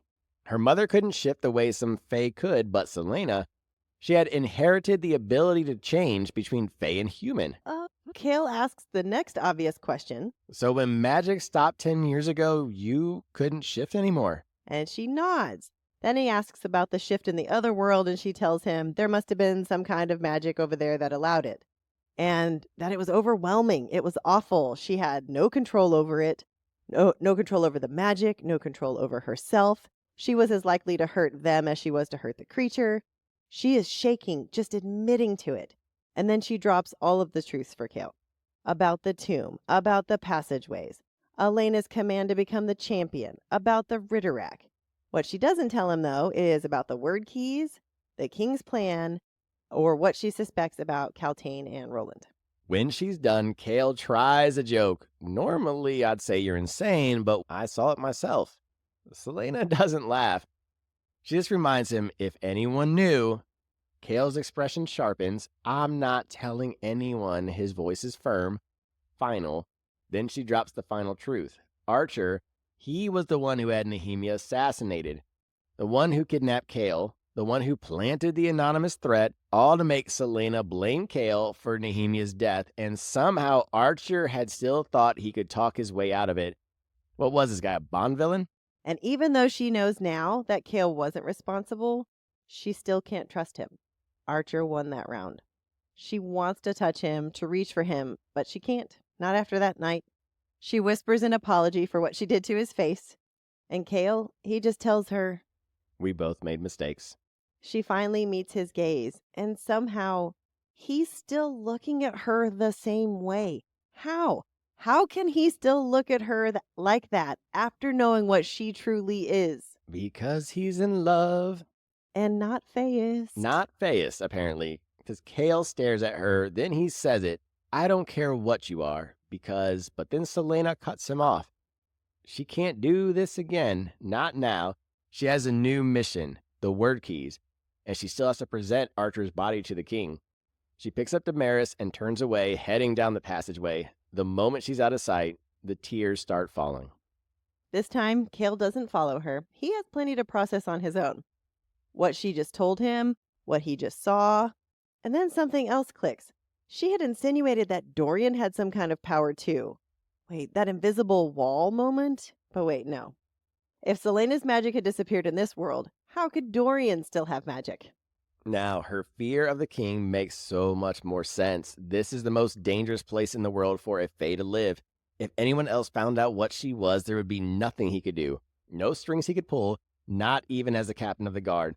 But Chaol had to do something he never thought he'd agree to. So he goes to his father and tells him they should send the king's champion to Wendelin to eliminate the royal family. This is some straight up Mad King level screaming right here. It makes perfect sense, though. They've been at war with Wendelin for 2 years. Taking out the king and the prince and snagging their naval defense plans would be a war-winning move. But why is he going to his father with this instead of Dorian? Because telling Dorian would also mean telling Dorian what Celaena is. And that he could never do. But he needed political muscle to pull this off, so here he is, making a deal with the devil. In exchange, Chaol offers something he never thought he would. He tells his father he's willing to return to Aniel, anything to get Celaena out of the country. Wendelin is the last stronghold of the Fae, the only place in Aurelia where she'd truly be safe. He had to let go of any hope for them, for any future together. She would never trust him again, would probably hate him for what he was doing, but if she was safe, if no one could hurt her, that would be enough. His father accepts, and just like that, Chaol sells his soul to the devil. Sailing across the sea in Chapter 53. Wendelin or bust. So now it's Dorian's turn to get the big reveal, albeit a more limited version, minus the whole, hey, I'm Fae bit. Dorian, in turn, has his own confession. He still can't control his magic. Celaena, ever the problem solver, tells him she might know someone who can help. She's going to introduce him to... Mort. Poor Dorian. Poor Dorian. Yes, talking door knocker Mort. Maybe Mort will offer some sage advice. Maybe Mort will just mock him mercilessly. Honestly, it's a gamble. But the moment turns sweet. Dorian tells her he's thankful that she came into his life, and Celaena, of course, starts spiraling, thinking about the world Nehemia had dreamed of, a world that might still be possible with someone like Dorian. And then she wonders, does the king even realize what a threat his own son is? That's a good question. Speaking of the king, he is impressed. The plan that Chaol and his father presented is ruthless. He had even brought his father and others as allies, and now a new fondness for the captain is forming. If only Chaol had been his heir instead. A warrior's mind, a strategist's heart. Where was this ruthlessness in Dorian? Dorian, for his part, is barely hiding his surprise. The king is more than happy to send his champion away. He doesn't want her near Dorian anyway. Oh, yeah, because this morning she had walked right in and handed the king Archer's head. Oh, and by the way, he is responsible for Nehemia's assassination, the casual morning chat. The king is completely unbothered and has his champion summoned. Meanwhile, he's musing about Harrington, who's off in Kalakula, dealing with a slave uprising. And how does he keep it quiet from everybody else knowing? Oh, he's just executing the messengers. Standard villain protocol. Parrington would love this new turn of events, though. And Parrington would also help him figure out who opened the portal last night. The king had felt the portal open while he was sleeping. That shouldn't be possible. No one he knew except Cain had that kind of power in their blood. Now he's suspicious. Was it the same person who killed Baba? There hadn't been a body, but he had seen flecks of blood on the floor. The king had invited the carnival here to meet with Baba to purchase some of her mirrors and inquire about the Iron Teeth Alliance. But before that meeting could happen, Baba had met her end. Woo! Probably a good thing for Celaena, but not so great that the Alliance might come looking for revenge, and if they did, he would be ready. Out in the shadows of the Farian Gap, he had been breeding new mounts for his gathering armies. And his wyverns? Yeah, they still needed riders. Holy smokes, this is some how to train your dragon, but make it evil energy. Finally, the assassin arrives. The king lets Chaol relay the plan to Celaena. As the details unfold, a wicked grin stretches across her face. The task before her? Brutal, merciless, impossible. And yet, that grin seems to settle the king's worries, even about the word mark that had glowed on her forehead before. It had meant nameless or unnamed, something like anonymous. Nothing to worry about, surely.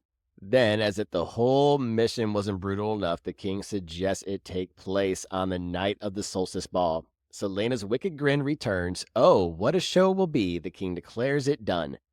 She'll leave tomorrow, but wait, Dorian interjects. She needs time to study, but it's a 2-week journey by sea, so try again. Celaena simply bows her head.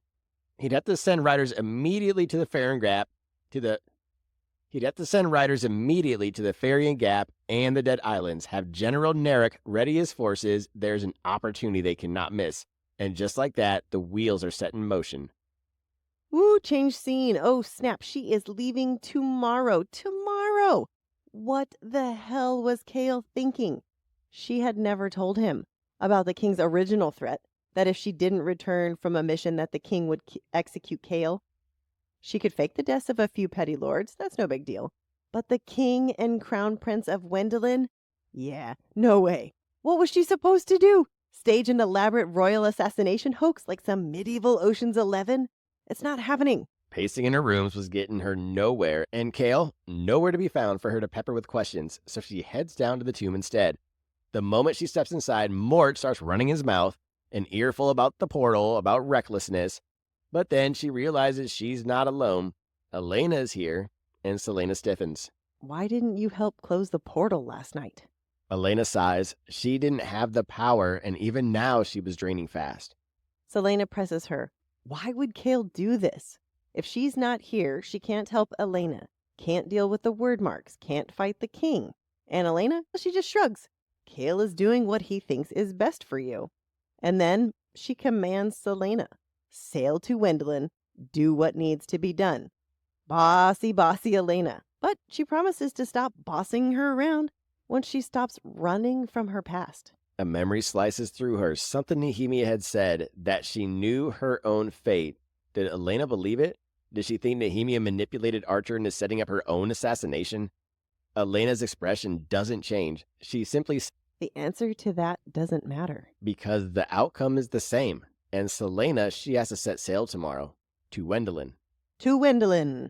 All right, so from the top, to help Dorian out, Celaena is going to introduce him to Mort. That poor guy. I cannot wait to see that. That would be a great reality TV show. I would love to see that between the two of them. Mort and Delulu. Maybe Mort will give him some answers and he'll be less Delulu. Doubt it. We got to talk. Anywho.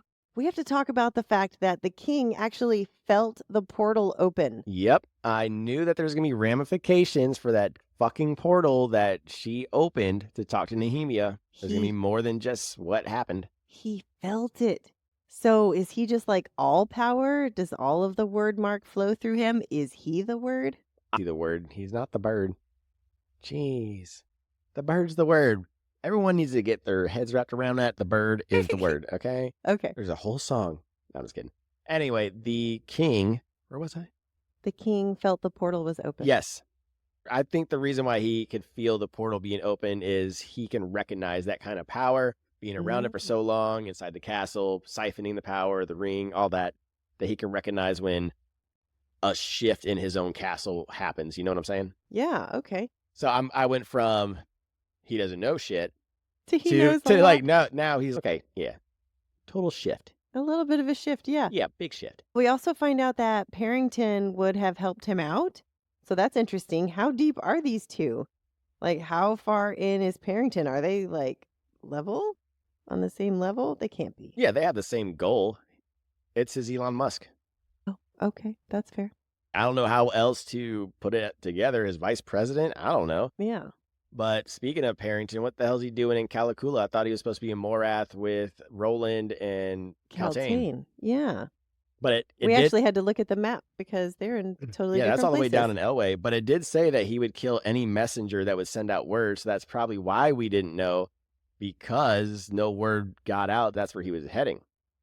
Yeah, because that shit's everybody thought secret. he was going to Morat. Oh. Yes. That's because the Calicula uprising just happened with Nehemiah's death. Mm-hmm. Ooh. All right, I so mean, that's fair. So it sounds like the king likes the plan to send her over to Wendelin Mhm. and murder the royals during the solstice festival or whatever. Mm. But it sounds like he also has plans of his own, because he's in the Farian Gap, has a whole army building. He's breeding wyverns, it sounds like. Some kind of weapons or beasties or something for he needs riders for his wyverns. This is our first hear of wyverns. Yeah, he's calling them he's forging weapons in secret. That could be wyverns. Wyverns, I guess, could be considered weapons. It makes sense because that's their crest. That's the Yeah. Outerland crest, is the wyvern. But I didn't know that it was a real creature in this world. I just thought it was just their crest. I didn't know. So we're going to get wyverns now. Yeah, that's cool. I want to talk real quick about why the king wanted to purchase a couple of mirrors from Baba. What is that foreshadowing? I feel like that's Definitely foreshadowing, but I can't give you a good reason. I can say whatever power Baba drew from it is what he wants to draw from it. That's the only thing I can think of. I feel like maybe she could move through the mirrors or something, and maybe that was his intent, or maybe he could see other something. See the future, maybe a way to see the future, because Maybe she a did way to use see it. into other worlds if he's got the Yeah. right word marks. I don't know, but that was interesting. Just something to put on the back burner. Yeah. He wanted to purchase mirrors, and the SJM doesn't throw that in there for no reason. So I feel like mirrors are going to come back up later. And the last part of that scene was he looked up and found what the word mark said. And it says either anonymous or nameless, but it's somewhere along that lines. I have a tinfoil hat theory Ooh. that once Arabin found her, someone put that spell on her because it says nameless, so it protects her from people realizing that she's Aelin, I think. So it's like a ward, like a protection spell, because if you and I watched Agatha all along, Yeah. and if you remember the teenager, that's what they called him, he had the same spell. Like, he couldn't say who he was protected from that. So I'm wondering if this is the same situation, to where it protected everybody from who has seen it. Like, because the king has to know Aelin's not dead. He's not stupid, that Aelin's out there somewhere, but it protects him from realizing that she is Aelin. You think so? You think he knows that Aelin is out there somewhere? We just realized that the king's not a dumbass, so I would think that he would remember her being dead, unless he didn't do it himself. And because remember, there was like the hooves. Am I saying that right? Hooves. Yeah. That were chasing her in the dream. Yeah. Was that to confirm the king, or was it just a No. shadowy figure? Is A what it shadowy said. figure. Could still be the king that did it himself. It could have been him. It could have been a demon. It could, and the demon could have lied and said, yeah, the child's dead. Yeah. And he probably believed. But if it was him himself, he would have remembered, and that's why you have to do the spell to protect her. Okay. I could see both sides of that. I'll be interested to see who put that there, if someone put that there. That's just a wild I like it, though. tinfoil theory thing. I like it. That's different. Okay. What else we got? Yeah. How the hell is she supposed to fake their deaths? Ocean's 11 style? Might be not. That's true. They're a royal family. That's going to be a lot harder. She's just trying to figure out what the hell Chaol wants to send her over there for, but it sounds like when she heads down to the tomb to cool off, she runs into Elena, and Elena says, look, just trust it. He's just there to protect you. Yeah. He's just trying to protect you the only way he knows how. And this is the way he knows how. Yep. So now she's just off to Wendelin, I guess. once we get past Assassin's Blade and we move on with what, Era of Fire's next after this comes the fourth is Era of Fire. I believe so, yeah. So I guess we might be in Wendelin for that one. Be my guess. Yeah, that's my guess. That we're going to be in Wendelin. So it's the last stronghold of the Fae, apparently. Yeah. All right. I'm excited though. We All get right, to go to a new place. We do. However, Yes. we're almost there. We're almost there. A few more chapters. Hang in there with us, everybody. Are you ready to turn the page? I am. Let's go. Closing the door on chapter 54. The only oath that matters. Chaol leaves the council meeting fast, head down, steps quick, just trying to get back to his room undetected. No such luck. Dorian finds him first, and Dorian, he's pissed. He demands to know what the hell Chaol was thinking. Celaena's never going to forgive him for this, for shipping her off in such a brutal, public way. They both know she hasn't actually been following the king's orders. So why? Why this? Chaol stays steady, says Celaena's dangerous, that she needs to be out of the castle for a while, but it's a lie, a deliberate, bitter lie, and Chaol knows it. And Dorian knows it. He stares Chaol down. Says if Chaol thinks she's coming back from this, he's delusional. This isn't just some small betrayal. This isn't something that can be explained away later. Chaol just sent her away forever. And for what? To protect her or to protect himself? But Chaol just doubles down, says he doesn't need her forgiveness, says he can't risk her emotions summoning creatures into the castle again. Each lie cuts. Each lie is exactly what he wants because he needs Dorian to be angry. Needs Dorian to want him gone. Needs that final push to make leaving easier. And so this ends like it always does. Dorian's voice is low, sharp. If anything happens to her, Chaol fires back with the same threat. Because even now, even after everything, she is still the only thing that matters. And right now, Chaol is pulling a full-on Batman, pushing away the people who care about him just to make himself suffer. Ugh. As dawn breaks, Celaena walks alone to Nehemia's grave. The castle is silent, the city still asleep. It's the first time she's been here since the funeral, the first time she's been able to face this. She kneels, pressing her fingers against the cold stone. And finally she whispers the truth. You were right. She had been running. For so long, she's forgotten how to fight. For so long, she's let fear win. But not anymore. She promises. She will stop the king. She will free Elwë. And she will see Nehemia's father's crown restored. And to seal the promise, she presses the dagger to her palm. The blade bites into her skin, blood dripping onto the soil. A blood oath. No other oaths. No other contracts. No other obligations. Just this. The one true vow. The only one that matters now. She closes her eyes, voice steady, unwavering. Never forgive. Never forget. And now, she is ready. Whee! All right, back from the top. All right, Chaol is talking to Dorian. And having to lie like this to Dorian is very bitter in his mouth. It's lie upon lie. And he's doing it to protect Celaena. And he's doing it to purposely push Dorian away. Because it will make it easier for him to go to Aniel. Because Dorian, being his best friend, would protest and try to keep him there, but he feels if he keeps Dorian angry at him, it'll make it easier for him to leave. So is that selfish?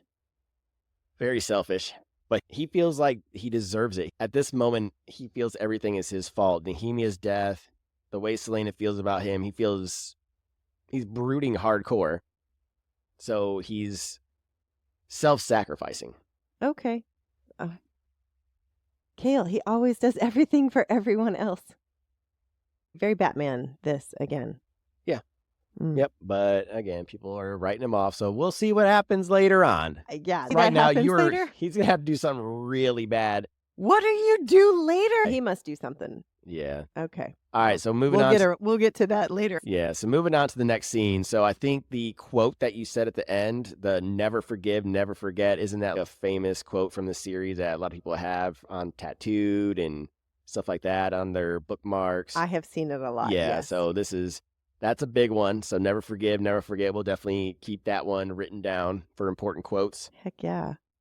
But she has officially accepted a real quest. Woo! Congratulations. listen, It only took to book 3, 4. it's also a blood oath. So, like, Yes. she's not even messing around. I'm not on a Mm-hmm. quest. Now I'm on a real quest. Oh, yeah. So, Yeah, these blood oaths back in those days mean everything. So she is ready to go. She is ready to fight, and we are ready to turn the page. I am. I'm also ready to turn the page. Let's go. No kiss, no hug, not even a high five in chapter 55. The weight of farewells. Dorian shows up with books in his arms. What else is new? Classic Dorian, right? Sure, that's totally where they belong, in her bedroom, as she's packing to leave for Wendelin. And he's worried about her. He can't help it. She's off to face whatever the hell is waiting for her, and he's genuinely concerned that she won't have anyone looking out for her on that side. Which, come on, of course he's worried. He's not just going to be able to forget about her. He's going to be waking up every day wondering if she's okay, and that's heavy. Then there's the awkwardness of him trying to leave without saying goodbye, which is so Dorian.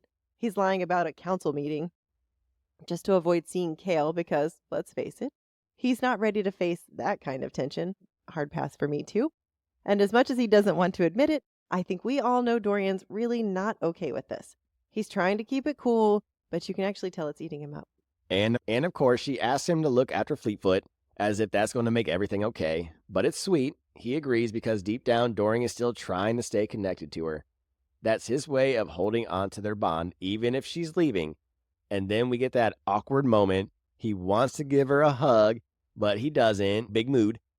The hesitation is real, the classic do I not moment. He's all torn up inside and it's obvious. But Celaena, she's already thanking him for everything. The friendship, the understanding, for not treating her like everyone else. That's the big thing. He's always had her back. And then she drops the bomb. I'll come back for you. And suddenly, this whole thing feels less like a goodbye and more like Captain America walking off before the final battle, promising Bucky he'll be back. Is it a real promise or just something to ease the tension? It's hard to tell, but one thing's for sure. She's not done with him yet. The scene shifts to the crowded docks where the hustle and bustle of loading and unloading ships fills the air. Celaena stands before the ship that will take her on the first leg of her journey. After that, she'll board a second ship, escaping Otterland's empire as a refugee. Perfect. No big deal, right? But she's standing there, all alone in her thoughts, and honestly, I get it. She didn't want to see Chaol. She couldn't say goodbye to him. There were too many unanswered questions, too little time. And let's not forget, he totally set her up. So I can't really blame her for avoiding that conversation. 5-minute warning! Celaena steps forward and then... Wait. Chaol's voice. She freezes. Doesn't turn. Doesn't move.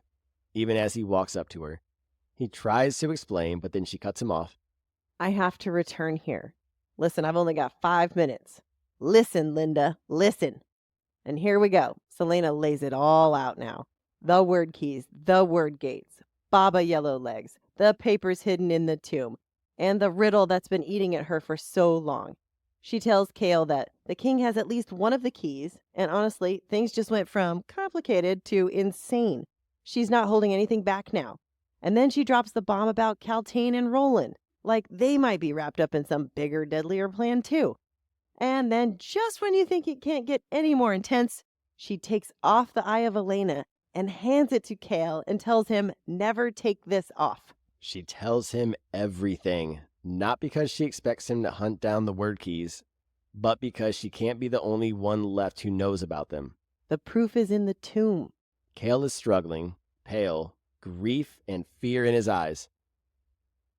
Minutes, the captain shouts, and then she does the most reckless thing she's ever done. She leans in and whispers something in his ear. Wait, what? What the heck could she possibly be saying? Apparently, these are words that'll help him understand why it's so important to her. It's the big why behind her promise to return. And that last part, and he would hate her forever for it? Wow. You're really going to hit him with that? That's intense. But of course, it's not all revealed right away. Chaol's going to have to work to figure it out. It's cryptic as hell, but she's got that vibe where she just knows what she's doing, even if it leaves him scrambling. She tells him, when you do, I want you to remember that it wouldn't have made any difference to me. It's never made any difference to me when it came to you. I'd still pick you. I'll always pick you. And Chaol, being Chaol, is like, What does that even mean? he needs answers, and she's not giving him any more. Chaol steps toward her. I love you. I'm sorry. Oof. How do you even process that? She somehow finds the strength to step onto the gangplank, finds a spot at the railing, and sets down her sack. Jesus. And I am with my 10-year-old humor. She looks down at the dock. Chaol is still standing where she left him. She doesn't take her eyes off that spot even as the glass castle fades into the distance. Only when her eyelids droop, exhaustion pulling her under, does she stop staring. Then she turns her back to Otterland and faces Wendelin. I totally cried at that part. I just didn't write that in there. Shocking. In You the cried? notes. Shocking? Hey, Shocking? listen. I don't think anyone else is shocked here. I think I cried at several other parts. I think I cried at I'll come back for you. What does that mean, though? That's a She's good going to question. come back for Dorian? I don't think it's romantically. What do you think? No, I don't think it's romantically. I think maybe to save him from his father because she That's the knows how most bad he likely- is. That's Most what likely I'm thinking. scenario. Because she did the part where I thought you were going to cry, because you almost cried during our read-through, where she says, I'd still pick you. I'll always pick you. It's Chaol that she's still in love with. Yeah, it's definitely still Chaol that she's And- still in love with. And it's proof by the fact that she is now bombing him with now everything, the whole truth, and giving him the eye of Elena. So that is just proving that she will always pick him. But what does it mean when you find this out? Find what out? When you find out whatever it is, this cryptic shit I'm telling you, when you find this out, just know that I would always pick you? Is that what she's Talking about saying? what she whispered in his ear? Yeah. That's a good question. What did she whisper? She's Was saying, it- when you understand what I've just whispered at you, this cryptic shit that when you puzzle this out, Maybe she just whispered sweet nothings and he's just not good at comprehending sweet nothings. no, that's not, Just like when I whisper sweet nothings in your ear. that is not. You don't think it was sweet nothings? Those are very sweet nothings. But I'm going to go with sweet nothings because I don't know what the hell she said. I don't know what she said either. But it was something for his eyes to pop, so it could be sweet nothings. What is a sweet nothing? Something that doesn't mean anything, but it's still very sweet. It's a compliment. A ChatGPT sweet nothing? knows. What is a sweet nothing? It's one of those soft romantic or sometimes just flirty little things people whisper to each other. You're the best thing that ever happened to me. Or I could get lost in your eyes forever. Basically, it's verbal frosting. Ooh, I like that. Verbal Ooh, frosting. verbal I'm going to use that from frosting. now. Ooh, Good job, ChatGPT. Verbal frosting. you do that to me all the time. Verbal Aw, frosting? You do. That's so sweet. So she was whispering verbal frosting in his ear. I Not don't sweet think that's nothings. what she was whispering in his ear. Oh my gosh. Why would he say, what does that mean? Because he's an idiot. I don't know. I'm just messing You're around. so mean. I know. I love Anyways, my Kale. I love my I- Kale. I I will do always know you protect love Kale. your And Kale. she loves her Kale, and that's why he gets the eye of Elena, because she could have told Dorian. She could have, but she But she chose didn't? Chaol. No, she chose Chaol, told him everything so that someone else would know. And that's what I mean by the trust now, because his loyalty was the biggest issue, the loyalty to the king. We know Dorian doesn't have fucking loyalty to the king, so that's why I wonder why she chose Kale. She finally, I think she trusts him even after the death of Nehemia. So everybody leave Kale alone. Leave him alone. Poor Chaol. God, All get right, off of him. honey, are you going to be okay? No. Are Poor you- Kale. Okay. Are you ready to turn the page? Oh, shit. We still got one more, right? What? Yeah, we do. We Oh, got my God. We got one more chapter. Yes. It goes We're by almost at so the end. fast. Yeah, It goes by no. so fast. We're almost there. Oh, my God. Okay, here we go. You ready? Yep. Let's do Last this. chapter. Let's do this.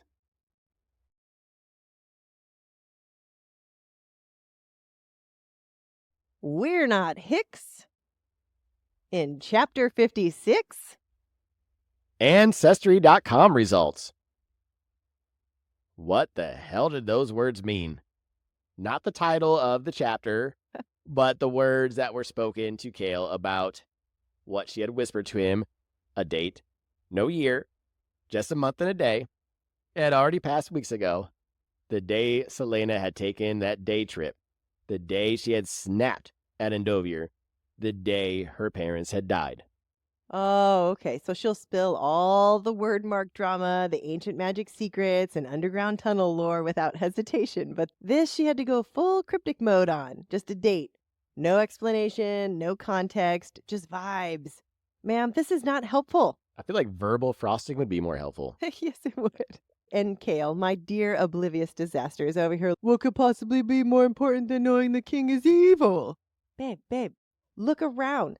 The king's little murder tour, Parrington's whole possessed by darkness situation, his literal black eyes, you saw it. This is not new information. We've known. But sure, let's have an existential crisis about it now instead. The real question, though, what exactly is Kale supposed to do about all of this from Anielle? Is he going to send a strongly worded letter, stage a dramatic exit? Because right now it's giving trapped and panicking. Could he get out of this? He hadn't said when he'd go back to Anielle. First stop, Celaena's room. Nothing on her desk about that date. He's about to call it quits when he spots the books in the shadows, genealogies, and royal chronicles. These were new. They hadn't been here the other night. Now, you'd think this man would take a second and breathe, but nope. He's flipping pages, scanning dates, looking for something. And at first, nothing. But then he hits the chronicle from 10 years ago, and this one is thicker than all the others because everything went to hell that year. He flips, and bam! Quote, "This morning, King Orlan Galathinius, his nephew and heir, Ro Galathinius, and Ro's wife, Evelyn, were found assassinated. Orlan was murdered in his bed at the royal palace in Orith, and Ro and Evelyn were found dead in their beds at their country estate along the river Florin. There was no word yet about the fate of Ro and Evelyn's daughter, Aelin." That's the name that we've been waiting to hear. What was she trying to tell him? He grabs the genealogy book, Bloodlines of the Royal Houses of Otterland and Terrasen. Did she know what happened that night? He flips pages. A name jumps out. Ash River. Evelyn had come from Wendelin, a princess of the king's court. His breath catches. He snatches the Wendelin royal family tree, and on the final page, a name. Aelin Ash River Galathinius. Above it, her mother's name, Evelyn. 2 spots higher, Mab. Oh, holy shit. This is some never-ending story energy. Flipping through books and then realizing the truth was there the whole time. Mab. Okay, Mab is one of the 3 Fae sister queens, Maeve, Mora, and Mab. And when Mab kicked the bucket, she didn't just get a statue or some somber historical mention. No, she got deified. She got the full divine upgrade package. She is Deanna, Lady of the Hunt. And then his brain just short circuits because Yulmus morning, when Celaena got that golden arrow from Deanna, hello. Celaena had straight up said her great-grandmother was Fae. And now Chaol is doing the world's most stressful ancestry deep dive, counting down the family tree like his life depends on it. Because, spoiler alert, it does. Wait, this can't be right. He looks at the next day's entry in the chronicle. Aelin Galathinius, heir to the throne of Terrasen, died today, or sometime in the night. Before help could reach her deceased parents' estate, the assassin who had missed her the night before returned. Her body has still not been found, though some believe it was thrown into the river behind her parents' house. And everything clicks. He remembers she had told him. Arobin found her, half dead, on the riverbank. Nope. Delulu Chaol rebounding in real time. Maybe she just wanted him to know she still cared about Terrasen. But then he reads the top of the Ash River family tree. Ash River eyes, the fairest eyes from legends old, of brightest blue, ringed with gold. A strangled cry gurgles up out of him. He had looked into those eyes countless times. No wonder she had averted her gaze from the king. Celaena Sardothian wasn't in league with Aelin Ash River Galathinius. She is Aelin Ash River Galathinius, heir to the throne, rightful queen of Terrasen. She was the greatest living threat to Otterland, the one person capable of raising an army against the king, and Chaol had just sent her straight into the arms of her strongest potential allies, her own family, her aunt, Queen Maeve of the Fae. Celaena was the lost queen of Terrasen. Oops. Big oops. Oh, man. Oh, my gosh. That was quite the clue that she left him, whispering that Yes. verbal frosting of a date. Quite an ending of a book, if I might add. Oh, this was a great ending of a Mhm. book. Perfectly done. I'm so excited. Yes. I actually kind of visualized it in my mind at one point, like a movie scene where she's sailing off to Wendelin and he's looking at the genealogy, slowly realizing that it goes back to her sailing off, like slowly smiling, knowing where she's heading. And then he's just realizing, oh, No. shit. No, what have I And then she just sails off to Wendelin. Oh, I can see it. Perfect. Oh my gosh. He's Perfect ending. unknowingly sent her to the best place possible for her. She's going to be the powerful ally. Yes. So, real quick, Yes. we learned a little bit more about her genealogy. So, she's from the Ash River line, is her other side. So, for instance, Dorian is Galathinian and Haviliard, right? I That- believe so. That's how I Right. understood Yeah. it. So, that's Elena and Gavin. Because Yes. Gavin is a Haviliard and Elena is a Galathinius. Galathinius. Okay. Yes. So, then we have Galathinius, which is from Brannon. So Elena's brother would be, or brother or sister would be her side of the family for Celaena, maybe, right? I have I have no. Either way. So the other Where side, is our chart? yeah, we need a chart. Somebody give us a chart. We'll most likely make a chart. We are, by the way, real quick, I'm gonna plug this if you don't mind. Yeah, there we go. If it's not out yet, we do have a slideshow PowerPoint that is downloadable that has everything that you need to know that we are caught up on for the Throne of Glass series, including characters, world, lore, history, tinfoil hat theories, you name it, and we will make sure that we update it weekly as we learn things. Characters, we will be crossing them off as they die. If they're important, we will keep them, have a fun little X, but we just wanted to bring that out there. So we might try to add a Ancestry.com line for Dorian and Celaena so we can figure out. That would be nice. We should do that. Yes, so we do know, so it sounds like the Ash River family is also a very powerful family, a powerful Fae family from Wendelin. Yes. Because part of the three sisters, what were their names? Maeve, Mab, and what was the other one? Mora. Maeve, Mora. Yeah, Mab, Mora. and Mora. And Mab is now Deanna, Yes. the Lady goddess of of the moon, lady of the hunt. Yes. And she's the one who gave the arrow to Celaena. Which might coincide to, shocker, my new tinfoil hat theory. Now, I still think there's a slight chance Brannon might be involved in sending Elena and Gavin to help out. However, based on what we know about Mab and her turning into Deanna, a goddess, and knowing that, I think, like, you can correct me if I'm wrong, anyone can correct me, I think all of the visits from Elena happened at night. Like in the tomb, it happened with Gavin as well. So since she's the goddess of the moon, I'm wondering if she's the one sending them to help out using whatever their power. Moon magic? Moon magic. There you go. Maybe. I It's mean, a- that's it's a a good guess. theory. I don't know. I'm excited to see who does it. It could be Deanna, especially given that she purposefully gave Celaena, now Aelin, the arrow.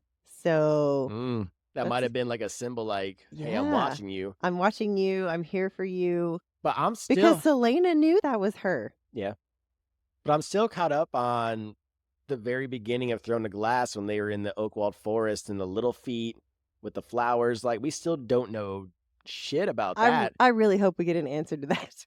I have a feeling we're going to be... For your sake it's- and mine. It's going to be a hot minute because we are going to go into Assassin's Blade next. So we're going to Yeah. go backwards for at least for 5 weeks for sure. In case you haven't heard, 5 novellas in the Assassin's Blade. We're going to try to knock it out in 5 weeks, all novellas each week. So we have 6 weeks before we're going to get into what happens after this book. Oh, man. It's so pressing. I want to read them all immediately, but I love our deep dives too. But real quick, Chaol has unknowingly sent her to the best place possible, not just for her to be safe, but now she can become a very powerful ally for her aunt. Yep, super powerful ally. They're running into be powerful allies for themselves, for each other. And we mentioned last chapter that she now is on her quest. Yes. So she is no longer Celaena. She is Aelin, Ash River, Galathinius now. And she is on a quest. I think she's going to be going over there. Her and Maeve and the Wendelin people, they're going to be coming over to bring hell. That's my guess. It's going to be fabulous. I can't wait. Yeah, so we could sit here all day and do tinfoil hat theories, but we are not going to. No, because we can tune in next week for the review. We have fun moments, and we'll wrap up all of our tinfoil hat theories into one small, large, condensed episode. Yes, so to help us take a little bit of breather because we do have normal jobs in real life, instead of Monday being our review episode, we're just going to push it out to Thursday instead, which gives you, again, an extra week to get Assassin's Blade, which you can get from the link in our bios, on our link tree, or in this episode's description. So 1 extra week, and we will have the Fourth Wing episode available for you as well.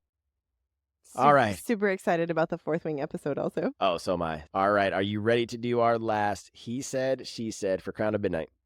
I believe so. I think I am actually Do you have ready. your hard and easy ones correct this time? Yes.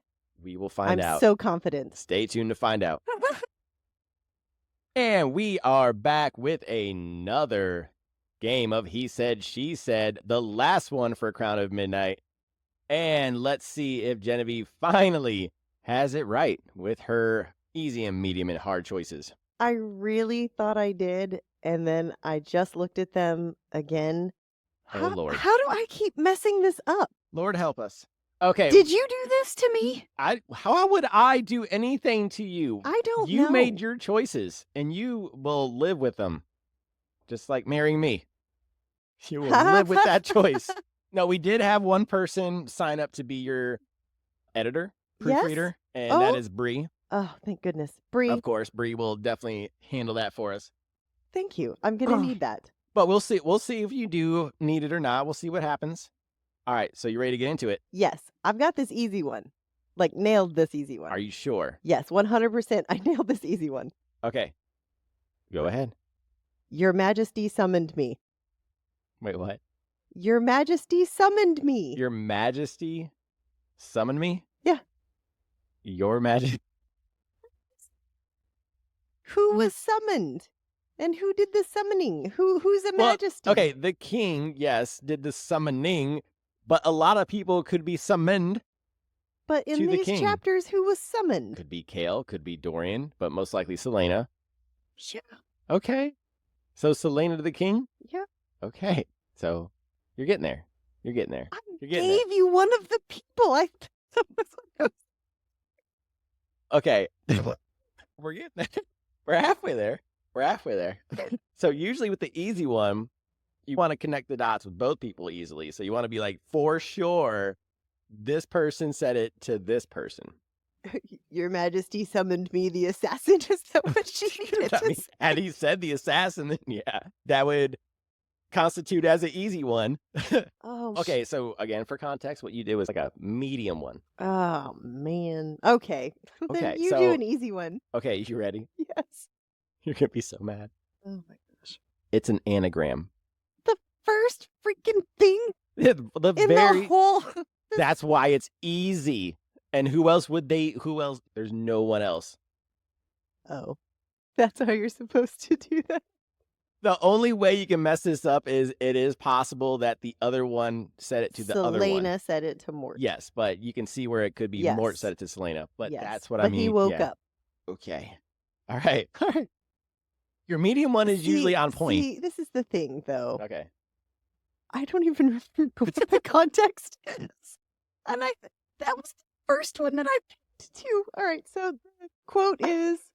Oh, my gosh. What? The quote is, take care of yourself. Oh my gosh. Okay, so that is a good medium one right Is there. it? Yes. Oh, good. Because I know it involves at least probably 3 people, right? So Chaol, Dorian, Celaena, because someone's saying goodbye to somebody. Okay. And Naomi is dead. She could say that, but she said something a little bit more. Poignant. Yeah, there you go. Take care of yourself. Yes. I'm- So this is... I gave you like a 50-50, right? And no, you're always on point with your medium ones for some reason. You're like damn good at your medium ones. We don't need, for some reason, You're easy and hard. I don't know how you get those swapped of all things. Man. Okay, I'm gonna go Chaol to Celaena. All right, who was it? It's Dorian. Dorian to Celaena. Yeah, I knew that's it what was he one of them said. two. That's what he said to her. Okay, all right, my medium. You ready? Yes. You'd be surprised how easily men see what they want to see. That. Wheels are turning. Yes, the wheels are turning. I think the only one that would have said something like that would have been Elena or Celaena to Elena. So it's Mm-mm. between those two, I think. Are you sure? No, I'm not. One more time. Gonna. I'll say it Yes. one more time. Now, I will preface with there is more to the quote. This is just one sentence of the quote. There's something after that would have changed it from medium to easy. Oh, okay. You'd be surprised how easily men see what they want to see. Oh, I'm trying to remember chapter 46. Yeah. And what happened back then. I'm getting all of my chapters all mixed up. I'm going to change exactly who that is because Okay. that sounds like Archer and Celaena talking about him dressed up as Mollison. So I'm going to say that is Archer saying that to Are we Celaena. locking that in with our final Yes. answer? Yes. You are correct. Good Ooh. job. Wow, good job. Yeah, Yeah. I couldn't remember Elena saying it, and I wasn't sure what that was about, but maybe Yeah, Chaol sending her away. Had I finished the entire quote, I would have given it away 100% because he does say I dressed up in a wig and all this other shit. Yeah. So that would have been Yes. obvious. It would have been obvious, yes. Okay. Okay. All right. So let's breathe for a hot second. Okay. I'm scared. Watch 'Cause this one be easy. I'm going to... For some odd reason, it usually is, but let's go for it. All right, here it is. Your hard one. He's mine. Okay. Yep. That's okay. He's mine. Yeah. He's mine. I want to say Celaena's talking to the monster and Celaena talking to the monster, talking about Chaol. No, Celaena is talking to Chaol about Archer. Yeah. Okay. I was worried you were going to get it because we were in the same time frame there with the whole Archer thing. No, that was a good one. All right. Okay, you ready for my hard one? So you got a good hard one. That was good. Yay! I So we still got to work on your easy one. We're almost there. We're getting there. All right, close. All right. So my Yeah. hard one. Yes. Holy gods. That's a good one. That's a really good one. Now, you want me to say it as they would have said it? Sure. Holy gods. I legitimately don't know.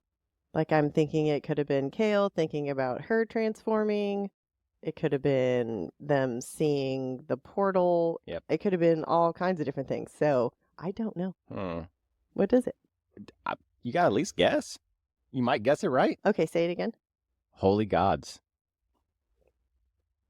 Chaol says it about the portal. Okay, so you are saying that Chaol doesn't say it to anybody. He's saying it about something. Sure. Okay. You are correct when it comes to somebody saying it about something. It was Because Dorian. it's not a direct quote to somebody, but it is Dorian when he saw the tapestry and he probably saw the stag appear, and that's probably why he said holy gods, which is what I'm guessing. Because he saw the stag appear. He saw the tapestry, Uh-huh. which that's the one that stag appears, and Gavin was right. That's the one. And that's when he said holy gods. Oh. Pretty much. Okay.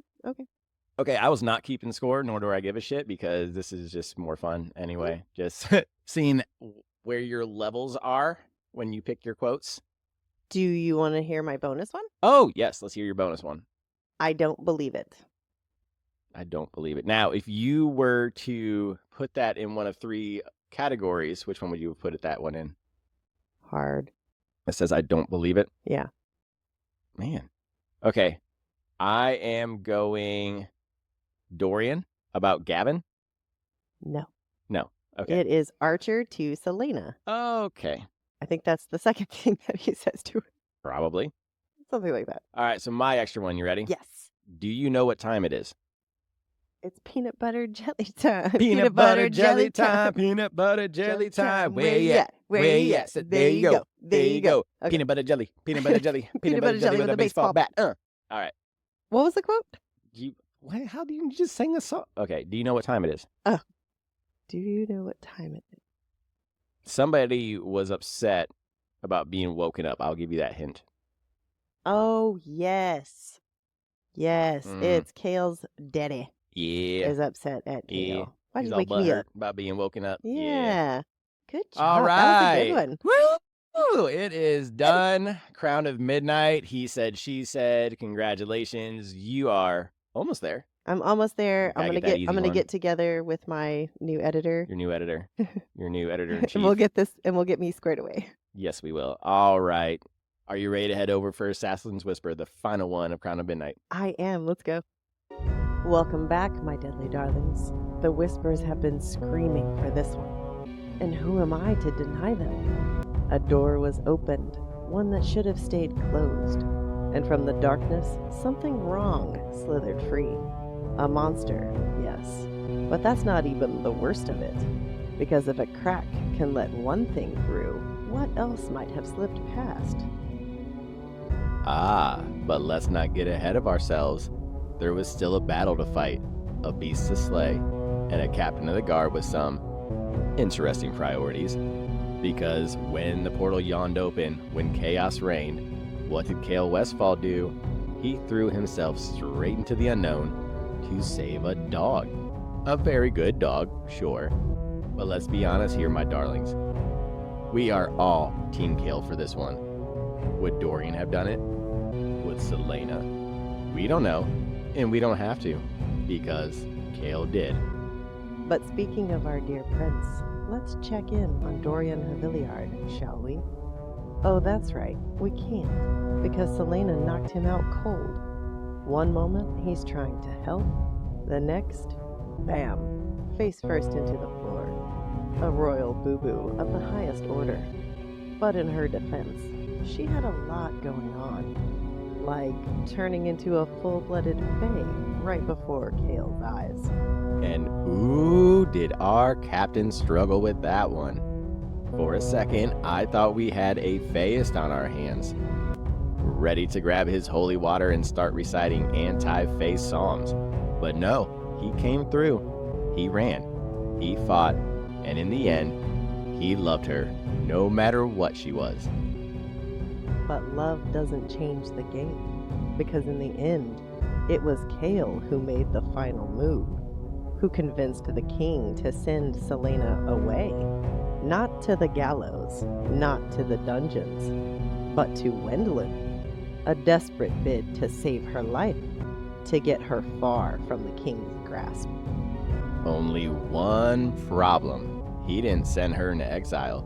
He sent her home, to her blood, to her throne, to her destiny. Because Celaena Sardothian, she was never just an assassin, never just a girl with a blade and a sharp tongue. She is Aelin, Ash River, Galathinius, and now she embraces who she is. So while the king sharpens his knives, while Chaol drowns in the weight of his choices, while Dorian wakes up and wonders what the hell just happened, one truth remains. The game is far from over. Tick, tick, tick. The clock tower looms, and the Whispers, they are waiting. Until next time, walk the shadows and trust only the Whispers. Thanks for joining us for this episode of Booked for Two. Don't forget to subscribe and leave a review to help other book lovers find the show. Follow us on socials at Booked for Two Podcast for behind-the-scenes content, updates, and sneak peeks. We'll also post next week's chapters every Sunday, so you can read along. Join us for our live Q&A every Wednesday at 8 p.m. Central on YouTube and TikTok. This week's question, which book character would be the absolute worst person to go on a road trip with? And mark your calendars. Next Thursday is the Crown of Midnight finale review and tinfoil hat theories episode. Plus, we've got a special Fourth Wing, spoiler-free and spoiler episode dropping Monday, March 31st, because we finally joined the Empyrean! And finally, don't forget to grab your stickers and bookmarks at bookedfor2.com. Until next time, keep turning the page.